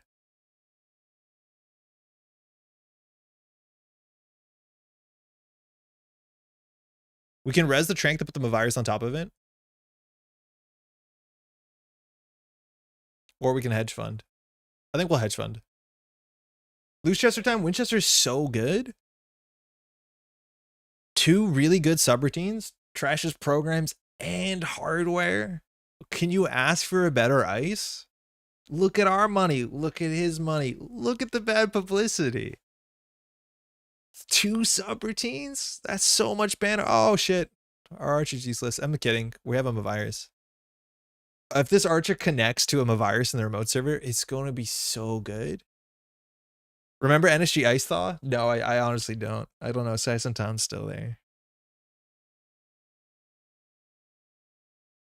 I totally forgot what the original Archer Ice art looked like in FFG land, and I really like it. This is a Tranquility Home Grid. I think we res the border control because it does 2 damage. It's an arrow through an apple. Yeah, but there's like the Matrix code in the background. It's kind of good. 100% res it. It could not be 100%. Knowing that this is a border control is worth something, and I'm assuming they have trash synergy in hand. Yeah, like this, right?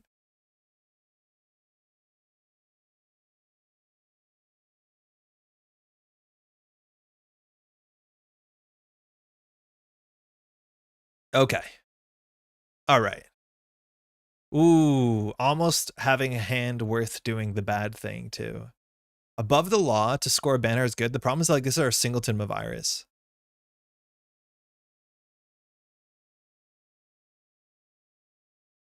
Oh, sorry. I missed the server. I'm going to install anyways. That feels bad, but I meant to put that on HQ to put the agenda in the remote server.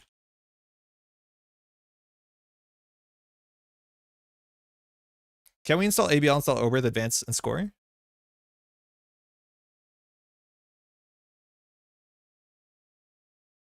Yeah, but then we lose our Oberth, right? Oh, no, wait. Yeah, I think we want to protect our Oberth. That's what I think we do in next turn, right? Oh, this was scummy because it looked like, yeah, we were going to install on server 1. But I think you're right. Next turn we do above the law, Oberth, res Oberth, advance, trash Banhar. Can't let that go through. Okay. I think we're going to put back, bless you, a hedge fund and a red level. Sure, if you're a baby. Whatever, man. This is Banhar. I don't think we're going to res into this.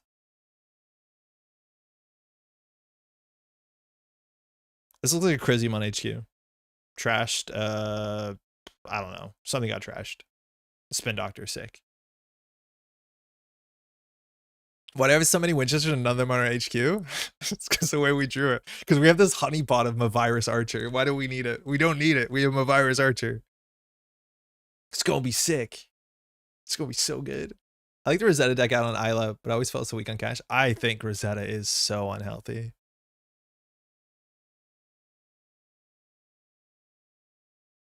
Is it better the Oberth or Above the Law? Sorry, Audacity or Above the Law? It might be better just the Audacity, because then we keep points. I think we actually just Audacity this garbage hand. It's a fair bit cheaper too. Don't Audacity save it? Save it until Lou is a bit of a tall ask. Okay, I'll try. We got to do the cool thing.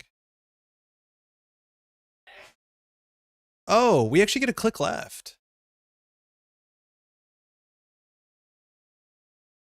This is why you score Alice's. Wait, this could have been Alice. It's still sick. Wait, Alice is really good. So now they have to consider running this. The problem is like...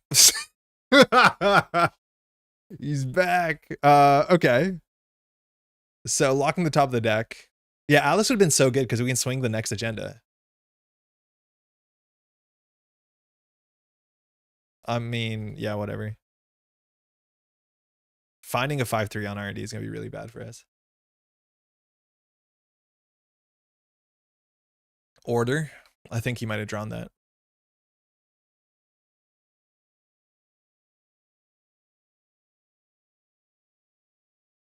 So we can trash the border control to keep our Oberth. Worth? Actually, maybe worth? Just Mav into border control? No, we need a Mav into the Archer. We will lose. Just use Mav? No, it's not worth it. I want a Mav into the Archer. There's no way that we protect the Oberth. Why? For one turn? I don't think it does anything. Giving bad pub. Like, if anything, we could have border controlled there. Protect it for one turn, though. Like, we don't have a top deck. Droids, how's it going? Yeah, this is our first gem game. I'm realizing Atlas is pretty good, but Eminent's kind of sick.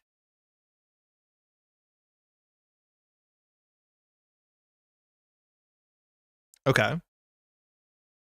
Eminent into Audacity is pretty good. That's a next turn problem. This turn, we just want to get credits because we need to res Winchester and Mavirus. Okay, so imagine that we popped our border control. We could have installed Spin Doctor, installed Eminent and advanced it. We couldn't have scored. Do we have Urtica? No, we cut the lulls Urtica. We decided against it because we're running 3 level, red level. Like, the deck is slightly better. I think we need more money. I think I'm just gonna play red level because it breaks lock. Sprint might have been okay. Run HQ, you coward. Yeah, the red levels have been really good. I mean, we have to res this. Like, this is still really annoying. It's 2 subroutines and it's 4 strength. So it's 2 Audrey counters and 2 cards from hand. They technically have the money. Oh, don't worry about that. Don't look at that interaction. Don't worry about that. That just happens. The fact though that our like 5-3s that are unstealable are super stealable to imp is like kind of garbage. Wait, what is City Works? Is City Works on Axis or on Steel? I think it's on Axis. It works into imp. Oh crap! Never mind. Okay, so do we just play the red level clearances just to dump them from hand?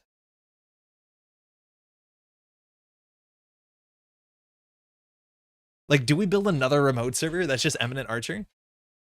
Excuse me. Like, I think we build an Eminent Archer remote server. Works with imp but not with punitive. RLC credit click. Like, the other idea is that we do RLC just to like subliminal, and then we just like Eminent out, which like I don't like that, but obviously it seems important.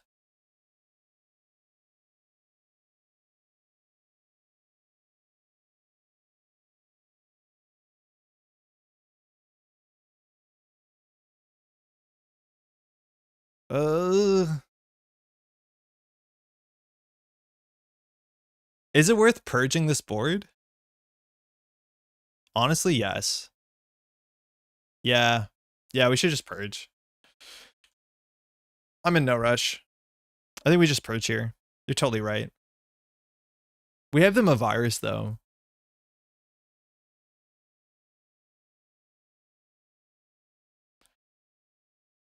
The problem is, are they going to ban our HQ? You could put the Archer on Archives with RLC and Purge. Yeah, that's probably the play, but I want Archer on the remote server. Yeah, I like that, actually. Fucking RLC is sick. Yeah, HQ might be the other one. We'll just put something cheap on HQ because I don't want them to be able to ban Har through the Archer. It's obviously very expensive. As much shit as Winchester gets, the card's good even if it doesn't end the run. Never mind. Could use another subroutine or something.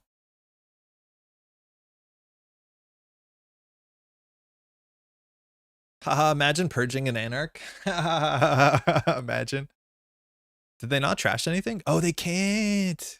Because it was not trashable. Got the third Botulus? Yes. Second Botulus, I think. I think just the second, yeah. They lost their Ashen, which is sick. We haven't seen a Labor Rights yet, though. I'm totally going to forget they're on Onicom, but so far it's just been gas. Like, Onicom Lago is absurdly good. It's so fun. Here's where the knob ban comes into play. Yeah, I think they might have also thought that too. Like, oh, I'll go here for a cheeky little card. So we don't have enough cards in hand to do this, right? No. Viruses should gain at the end of the turn change my mind?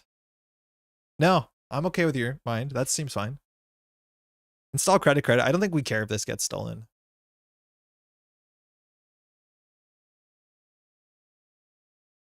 Niche interaction where it matters that Winchester only has 2 subs when not on HQ rather than having a blank sub.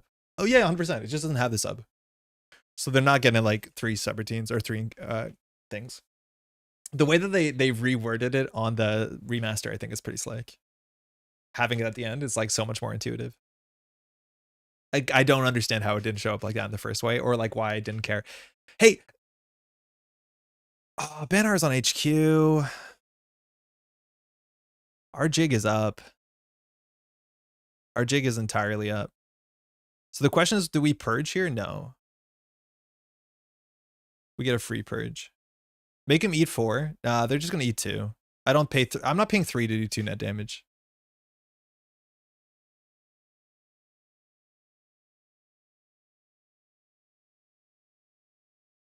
Do it? No, I'm not gonna do it. Yeah, just say do it. So this gets them enough to deal with the border control. They actually have enough money that the Winchester is not that good. Like, now we're actually cooked. At least Eminent is cooked. You should purge, otherwise you give them a trashable? You're not wrong, actually. I assume that wouldn't be a trashable. You're right, but they trash it on us. Alec, how's it going? But if we're on 3 credits, can they just not contest the remote server? I think if they steal an Eminent, we're okay with it. Ultimately.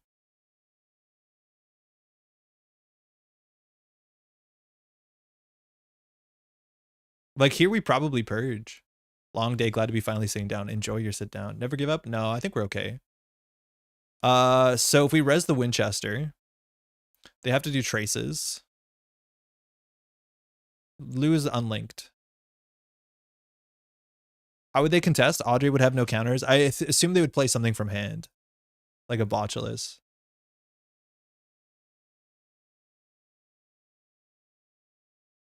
If they're breaking this, not breaking boarding control, like, what's going on here?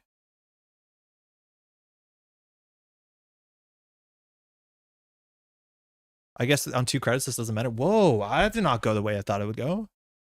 I thought they just traced through that. They had 12 credits and bad publicity. We're on 2.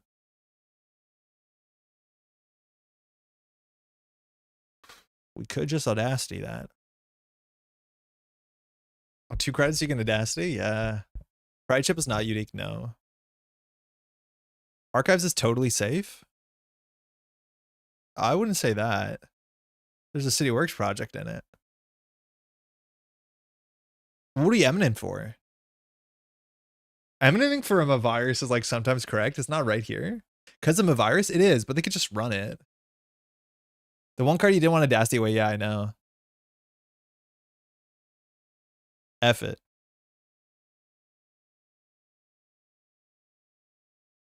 Is this deck cool? Is this gaming? Like, imagine we put the Oberth in here. How cool it would be. So, I guess we get an Archer and R&D. Credit. Go. And you can get the Regenesis and they don't want to check. Yeah, they probably won't check for a minute. We only have one more Spin Doctor. They have one more Botulus. At some point, like, purging the Audrey will do something. Be so cool if we had something like an Eve campaign to pull the Eminent. That's the thing, is like we had options. Like if we actually had ice here, pulling out the Lady Liberty might have been correct. Like really funny, but Eminenting the Lady Liberty when your ice is good, right? You can domain for Spin Doctor, yeah. Domaining for Spin Doctor also wasn't unreasonable. Like that's what I mean. Is like you can slash and burn to score an Eminent to get a Spin Doctor to save the slash and burn. It's bad, but it's cool. It's like really, really cool. Sansan Gaming, we were considering a Sansan. The problem is like we're on Tranquility Home. But how are you going to do that? That is a hard thing to do through this ice. Are we getting ice destruction? Why did you drop a Stargate? That is so commanding. I'm so terrified of the Stargate, but I don't know how. Slash and burn Eminent for spin, yeah. Charms in the bin? I don't think we've seen any ice destruction so far. We would have seen it by now. No charms, no crew. DJ Fenris for HQ. Steve? Through an Archer. Okay. I'll be like, look what they need to mimic. Wait, how? You can't break this. Winchester's, I guess we're tracing the Winchester. This is where they're going to run archives. 4 net, yeah, I know, but the Winchester, they have to trace it. They don't have enough Audrey counters. Holy crap. But this they have to actually trace through. So I think they're learning they can trace this. We can make one of them trace 6. I think they missed their steel skins here. So now they can't Audrey this though. Pardon.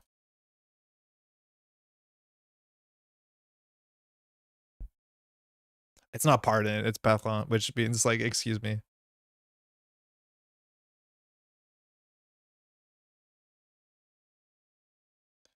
But you're short virus counters, right?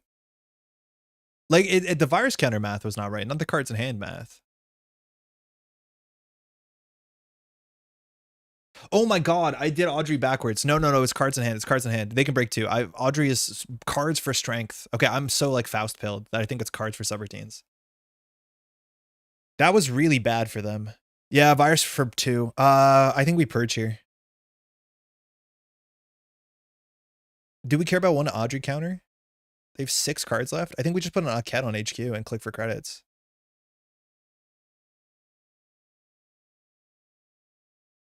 Sorry, I haven't played Audrey in a minute.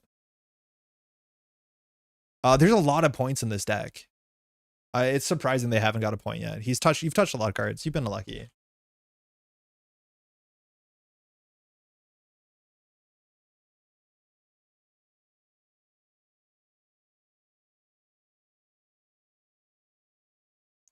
With 6 cards, like Eminence is fuck. Dude. No signal. Why? Why is this a card? Why? They have 2 Ashens. I do like keeping HQ empty in case they get an imp down. Yeah, it's kind of cool. Right? Like this, I think is totally legit. They're on 2 Ashens. Man, I hate this card. Why is this possible?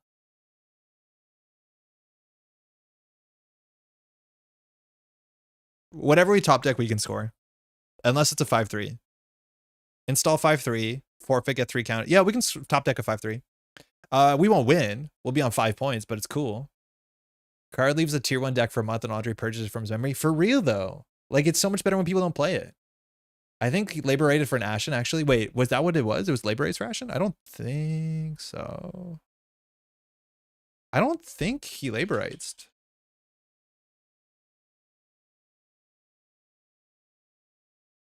Oh, he did. Okay, so there's a singleton action. Okay, I feel less salty about that, but still pretty salty. This might be the deck. Yeah, I was glad that you could see how this works out. Just like infinite Banhar shit. New player question: do they have game kits for each quarter? Did they just get named everywhere they come out? Yeah, shout out the Sixth. How's it going? The names are just like GNK. It'll be like Q1 GNK, Q2 GNK, Q3 GNK. A lot of people more know them for what the cards they're in. So someone will be like, oh, did you play at the Your Digital Life GNK? Because it has Your Digital Life in it. That's more common. Welcome to the game. I don't know. Next year they might have slightly different names because they're doing slightly different structuring, but overall it should be the same content. Blasting through your deck wastefully should have a downside. Hot take. It's not. It's Liger. Faust was cool and we wanted to relive the glory days of Larla. I don't know if I'd call those glory days. Okay, so I think after this gets trashed, we just purge. We in theory could pop the border control here. It actually would be worth it. Yeah, I'm gonna do it. It prevents us from purging. Yeah, I think we border control here, so we don't have to purge. It saves us a whole turn. They'll just run it back, yeah, but how do they eat the Winchester? We can actually make one of the traces matter. We can't end the run, but if we trash our hardware or trash a program, like it's a problem for them.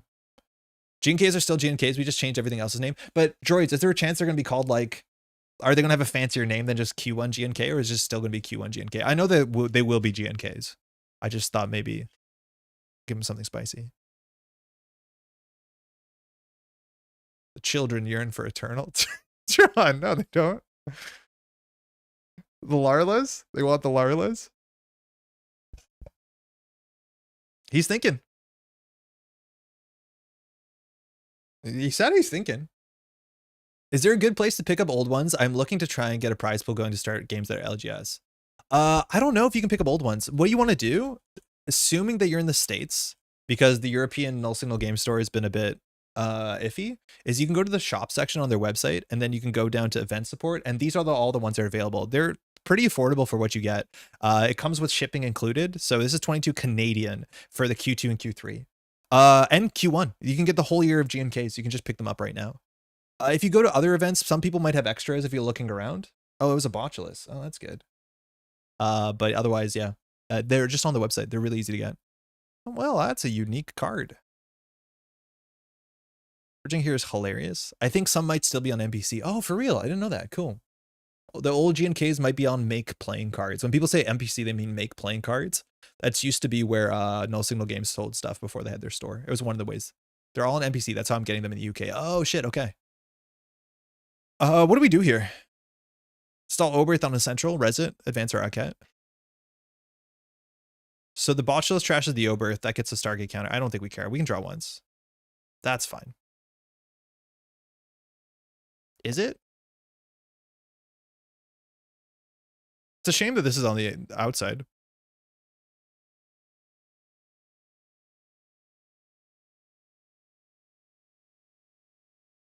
Yo, real talk. How many agendas do you think are in R&D?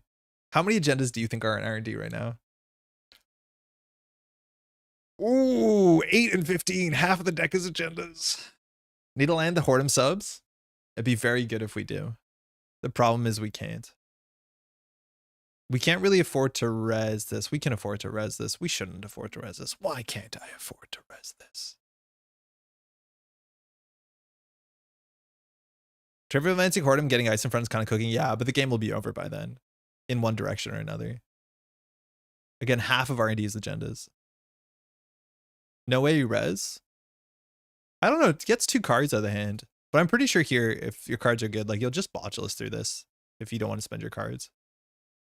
Like in theory, you should spend cards here so that you have the botulus for later, because eventually you're going to have to use the Banhar on the outermost.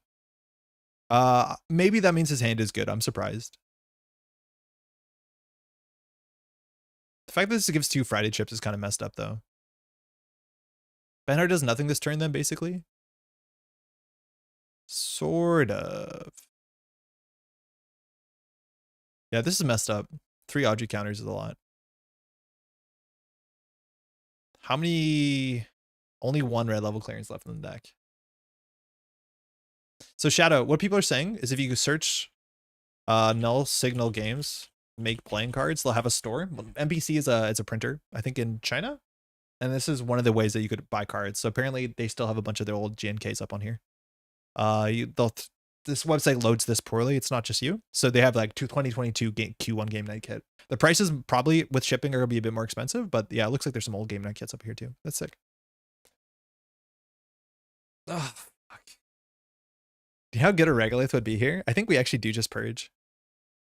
No joke, purge. It stops 3 Audrey counters. And we have nothing to do. We're just hostile waiting room. If this was the third Archer too, it'd be pretty good because we can install advance a 5/3 and then put more counters on it. I think our last Archer got trashed. No, it did not. Sweet. Yeah. They'll be more expensive for sure because NPC shipping is worse. And then NPC gets cheaper if you buy in bulk. It tells you what the breakpoints are. Imp. Okay, we're going HQ here. I don't know how you were going to go HQ if we can res this. There are also a ton of community alt arts on NPC and drive-through cards. Yeah, that's for sure. If you just want like prize support that's not official NSG stuff, there's a lot of cards. I'm a big fan if you search Kysra, Kysra. They have a really good NPC store. And I think all of their cards are competitive tournament legal. All right, this locks down this server. So as long as we don't install anything in server 1, we're good. Just kidding. There's going to be more botulises. Buckle up, gamers. Buckle up. Imagine we had the Atlas counter. Oh, it'd be so good. But above the law was actually not that important. I do think you're right. Atlas is kind of incredible because Oberth scores Atlas. Fermenter. Hey, I think I might purge again. Miami penalty? Yeah, Miami's eating. Trash a pinhole. That's pretty good. They have some older ones like QPM on Keyser Store. Yeah, the old QPM is there. There's like old Celebrity Gift too, which is still tournament legal. I think we click 3 and we purge next turn. Like, I don't want to put anything on the table. Cat's cat alter. Purge? I don't think we need a purge here. It doesn't do anything. Like, they can't actually use the imp this turn. The only way they could actually use the imp... Oh, admittedly, they could use the imp by running R&D, taking 4 damage, and paying through the Winchester. I'm so happy with the foil Cloud Eater I bought. Unreasonably happy. I think Cat was surprised how well Cloud Eater sold, considering Cloud Eater is, like, not a common card. And I think that's a testament to how good Cat's art is. Cat's Cradle. Actually... Might see a botchless on this Winchester. This is a prison. We're just not drawing well. Again, 1, 2, 3, 4. Oh, there's one agenda out of 5. So there's 7 agendas on 13. People are playing in some ag lists. Yeah, I think Brandon was on 2. This seems so bold. Nah, this is what the deck has to do, right? Like, you take 4 damage here. You're going to draw some cards. Like, you have buffer drive. You have this is totally fine. And, like, this gets an axis. Oh, I guess we're tracing through the Winchester? Oh, that is kind of bold. Whoa, hold on.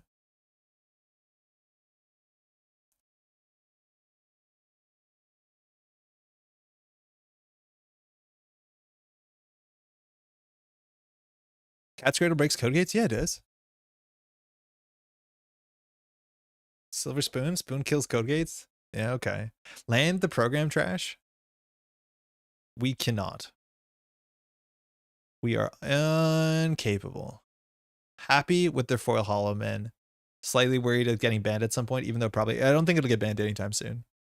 I think Holo Man will stay around for a while. It seems pretty reasonable. If anything, we can trash a hardware because they have to pay into this and then they can't pay into the second one. Boost by 3? I'm not going to do the math. So this trashes a hardware. Trashing hardware is actually kind of interesting. The problem is, like, they have 3 labor rights, so it doesn't actually matter. Yeah, I don't think this matters. Spending our money. Like, we're going to lose from this position. Maybe we should have purged. Yeah, it probably was right to purge. I forgot they could get in here. Descent. This shows us actually Loose Chester doing its thing. They found a non-agenda.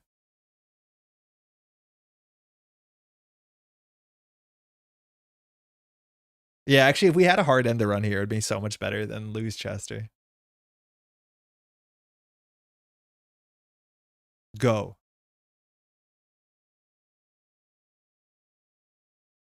Like if a deck is breaking the game with Holo Man, they're actually breaking the game with whatever's funding Holo Man. Yeah, I think so. I could see Holo Man being a problem where it's like you don't check the table, the stakes are too high. Like I think that's the Holo Man thing. You're right, though it's very cheap to trash and it's expensive and slightly clumsy. Like it's kind of cool. It's like Sansan, but more expensive. I don't know. I think Holo Man will be a problem around like weird combo decks. Like if people figure out they can make an unbeatable combo kill, right?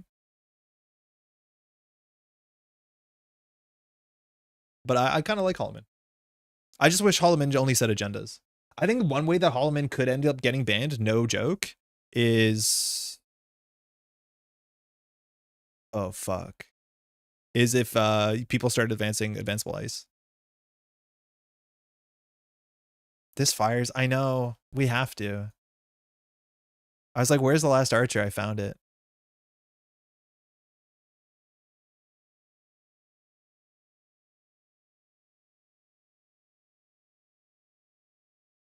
They were probably surprised to find this.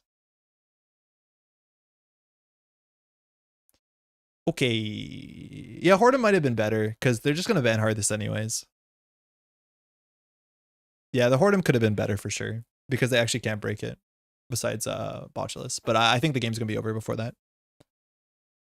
Holo Man feeling Logjam and Pharos was part of why we hit Pharos in startup. Are people actually like, the thing is like Pharos has upper limit, right? Logjam is frightening. They'll run out of cards eventually. Right? Right? Do we do install advance? No, we need money. Lagu, go. They lost one labor rights to Ashen, which is sick. All right, we can win. Alex, when are you posting your decklist write-ups? Alex, how was launch? Is everything okay? Losing an imp there is good. Yeah, you're right. They did trash an imp. I'm surprised they're hitting the button. If they have a good idea what's in the deck. So we're waiting for one more Botulus. The other imp went to the bottom. We could be able to track the bottom of the deck. Season 1 launches next week. Already? Oh, crap. She was critical mass of targets, and Pharos is the bigger problem there. But it was not uncommon for people to Holo Man up tree line. Yeah. I'm a bit more worried about that, but launch was smooth. Yeah, launch seemed really good. Launch seemed good. I know I hear Dave has been playing a heck of a lot. What is the best reason for LGS to host and carry Netrunner since TGGs move more product? Best reason? I don't have a best reason for it. They can sell product, but it's a cool space. I think it brings people into the store. I think the Netrunner community is particularly quite nice. But people are there buy sleeves and other board games and stuff like that. But you're right, in terms of like buying singles and that sort of shtick, Netrunner players are not the best target audience for that. I'm not gonna pretend they are. But it's a good game.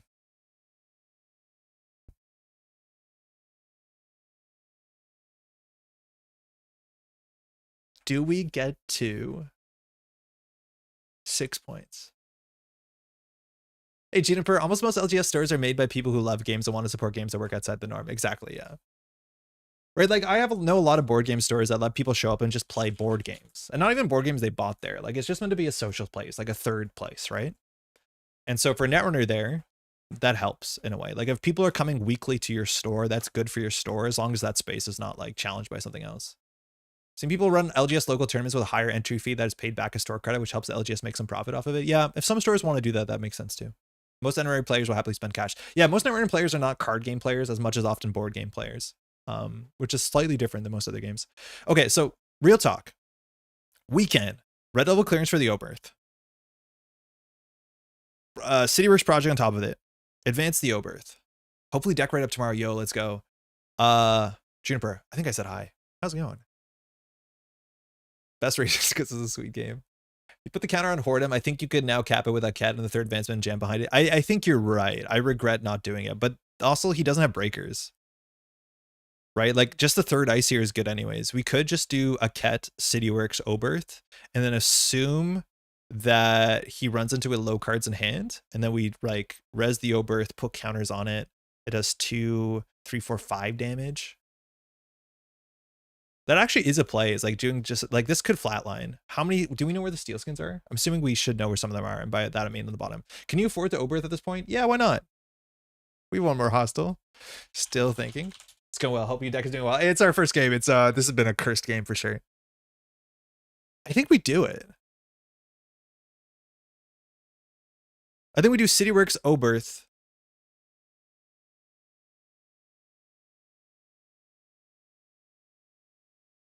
See what happens. We should have led with a different card, because if you hit a steel skin here, it's pretty messed up. Then we put an Oberth on top of it. And then we probably red level to get the Ket. Are you trying to flatline? Yeah. Time in the round? Yeah, we're kind of.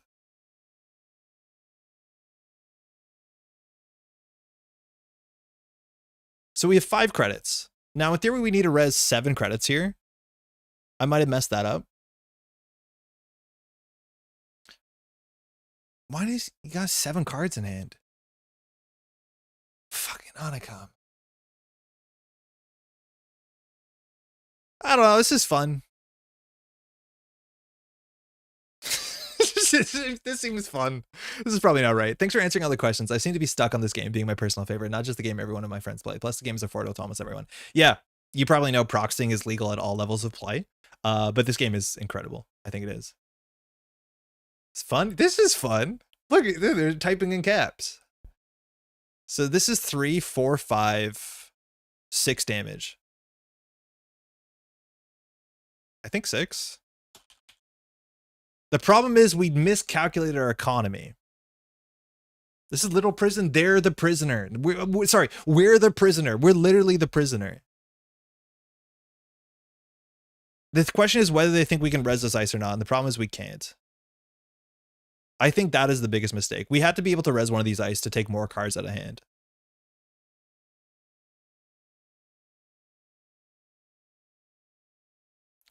You're playing German. I hope you're surviving. It's not great. Our deck 1, 5, 6, 7, still has like 5 agendas in it or something. I think it's 5 agendas and 9 in R&D.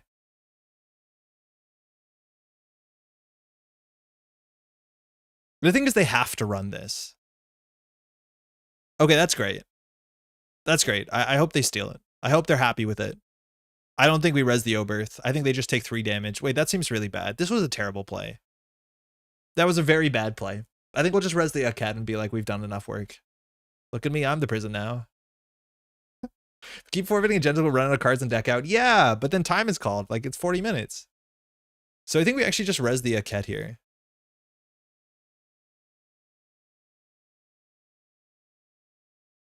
Yeah, we made a pretty bad play here. I think money was the rate limiting factor. We were much better just to do install Cityworks, install Oberth, advanced Cityworks. Advanced Cityworks.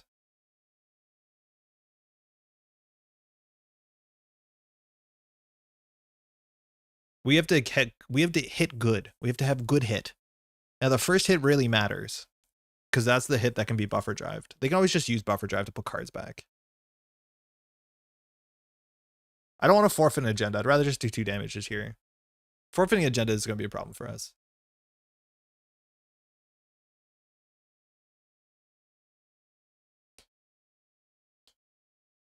At least they don't have a second Ashen. Don't you say that, Alex. Don't make me count influence. Oh, excuse me. He might. Probably doesn't. He liberates for the first one. But like, Ashen, come on. Why do you have to exist?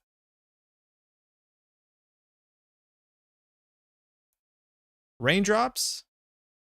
Solidarity badge. Okay, raindrops is on the bottom. I made a deck that can deck itself out with Restore, as there are not enough agendas left. Yeah, you can do it with Restore relatively easily, even in Asa.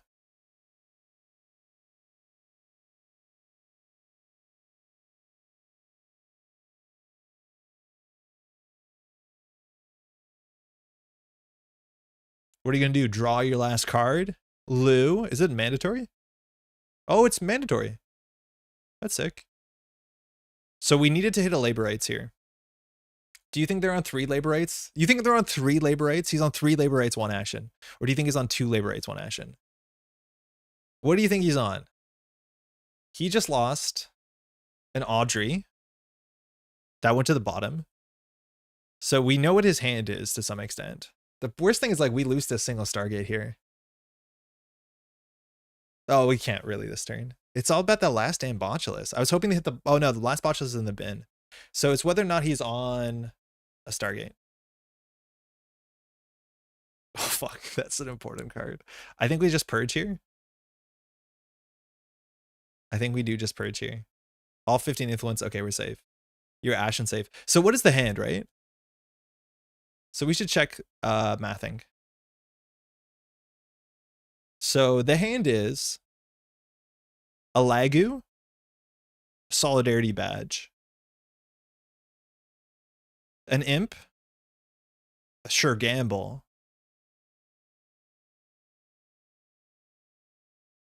and a Raindrops, I think?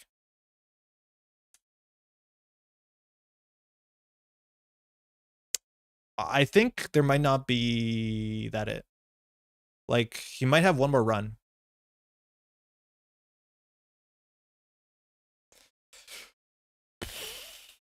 So every other turn we click for 3 credits, then we advance our Hordem, and then hopefully we draw hostile before we flood up. Probably a strike fund. Oh, definitely a strike fund, yeah.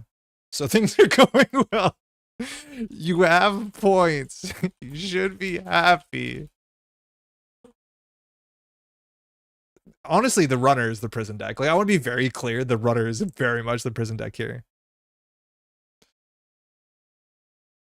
Maybe they check archives now? Yeah, I think they should. The problem is like buffer drive, you can use buffer drive to grab your laborites back, so we're not even out of the woods. Like the play is remove the buffer drive from the game and grab your, because like buffer drive is also a recursion card on top of a recursion card. Are you hiding them with Mav and archives? Let's face check and lose the game to find out. Yeah, come. Come. Maybe we should actually put Spin Doctor on the table. Dirty Laundry. Okay, that got bottom. Strike Fund.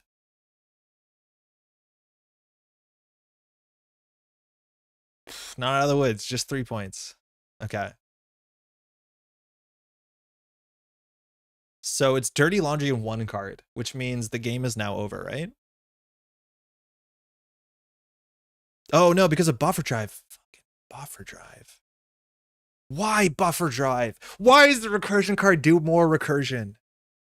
Like, imagine you get to the end of the deck, you play a 47-minute game, they've ashen, they've gone down to 2 cards, and you still lose because they buffer drive for a laborites. Oh my god. Don't forget buffer. Not gonna forget buffer.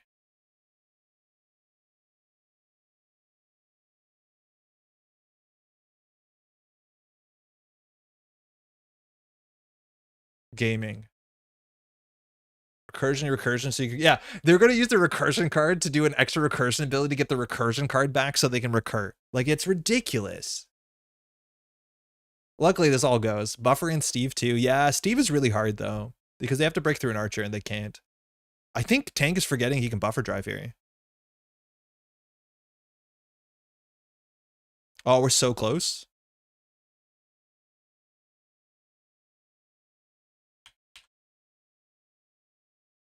We're so close. Next turn, install advance. This thing is not when scored, it's when accessed.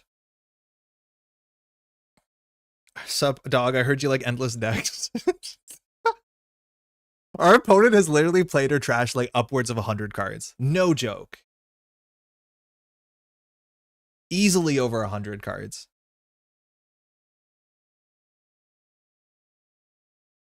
Oh, we should have purged. Oh, wait, we can't lose the Stargate. You don't go Stargate, you go for an Axis. I need this runner deck list. Luckily, Bob, you've seen every single card, so if you just go watch the YouTube, you can rebuild this deck list. Slash stats for cards drawn at the end will be fun. But it's not only cards drawn, it's like cards played. And like cards Audrey'd and shit, you know? I think you have this with the 3rd CB. I can only crack server 1 if you can't afford to res middle ice. Yeah, I should be able to. Lol, true. Yeah, totally. Yeah, yeah. It's not Fuji. Exactly. The problem is like he runs R&D. Oh, he doesn't have enough cards. So like he needs to realize that he can buffer drive for labor rights. Yeah, that's fine.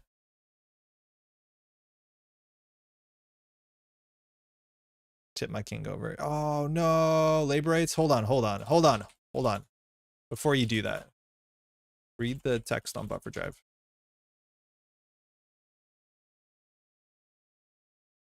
Spare us the time. Ethan. I'm not getting out like this. I want to get the whole poison. Give me all of it. We don't have time for another game. We're finishing this. Yeah, your recursion card recurs more cards. Just a botchless and archer. Yeah, I know. There's so many. This is important text. Yes, it is. It quite is. God. Why is Anarch like this?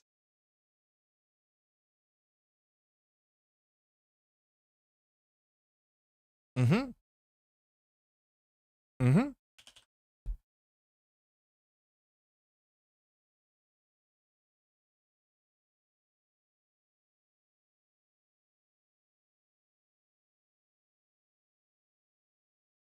You just need...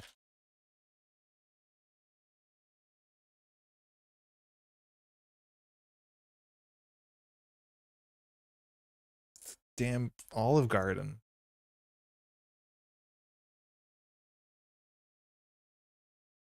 R&D is like half agenda still. Even botchless on the server 1 ice.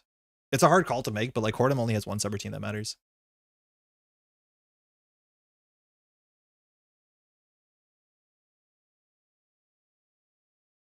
Uh-oh. Oopsie. More recursion. Endless hunger. Yeah, so buffer drive can RFG itself to take a card to add it to the top of your stack at instant speed. So you actually can time that before a Lagu draw if you're like really clever, before you install you do it, or before a Solidarity Badge is the most easy way to do it. So in theory, he could have saved a click here. So it's Botchless, Stargate, Audrey. I don't think you need the Stargate. I think you just need to make one run. Stargate's actually really hard because you can't run R&D in archives. I think Stargate's wrong. I think you just do Botchless Strike Fund maybe? I don't know. But I don't think Stargate does anything here because you can't run archives. It does actually allow you to, as long as you run R&D twice, but with 5 cards, it's really difficult.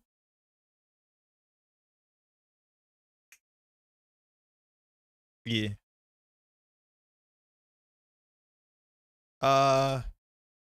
That's true. But you didn't have to put it there. He put it on server 1 for no reason, but that's because he thought the game was over. So if you want to put on R&D, we can pretend it's on R&D.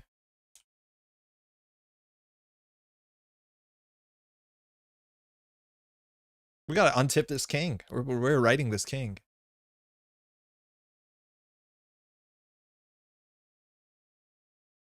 Right, like if he knew that he had the text on buffer drive, he'd put on R&D. Send it. Glorious finale. Okay, so I just want to do the math. 1, 2, 3, 4, 5, 6, 7, 8. There are 4 agendas in 6 cards. Take net 4. I think there's a hyphen in there. Yeah, with the hyphen. Net. Closer. All right. Lost the Stargate. Purging there was like probably not the line because we have to win somehow, but it's a 1 in 3 that we don't lose here. If we win the 1 in 3, we have survived the prison. 15 digit points out, so 3 still in. They draw with Onicom. Neat. Hold on, doing math. So there's 1, 2, 3, 4, 5, 6, 7, 8. So there's 4 and 6. No, there's 6 in there. I think there's 12. 2 were RFG. Yeah, no, I know. I caught that though, right? 1, 2, 3, 4, 5, 6, 7, 8. And I think we have 12. So there's 4 left in R&D. Because there's 8 on the table. 1 and 3.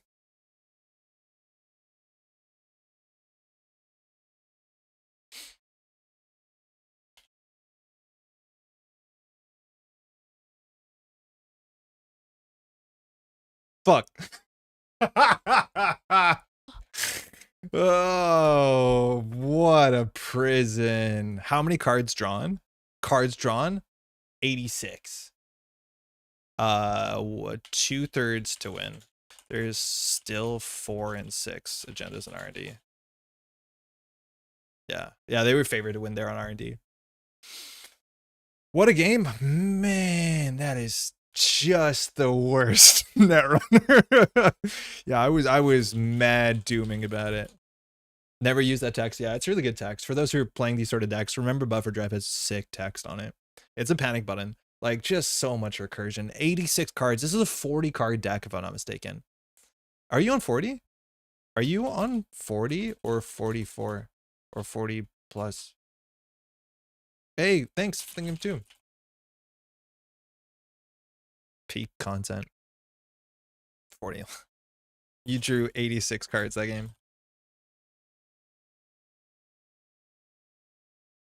Oh, 50. Okay, so they were on a bigger deck. I think they're on 50. 86 cards, because just the party never ends sometimes with these Anarch decks. Just the party never ends. Oh my. I saw you play versus Anakamlu the other night. Oh, we got trounced by Fixed BF, if I'm not mistaken. Maybe he's 40 years old by the end of the game. Cheers. Thanks again. All right. Honestly, there's something to this deck. I think you don't want to draw exactly like this, but like there legitimately is something to probably look at. I don't think the false leads make sense. I honestly think the CityWorks project is not right either.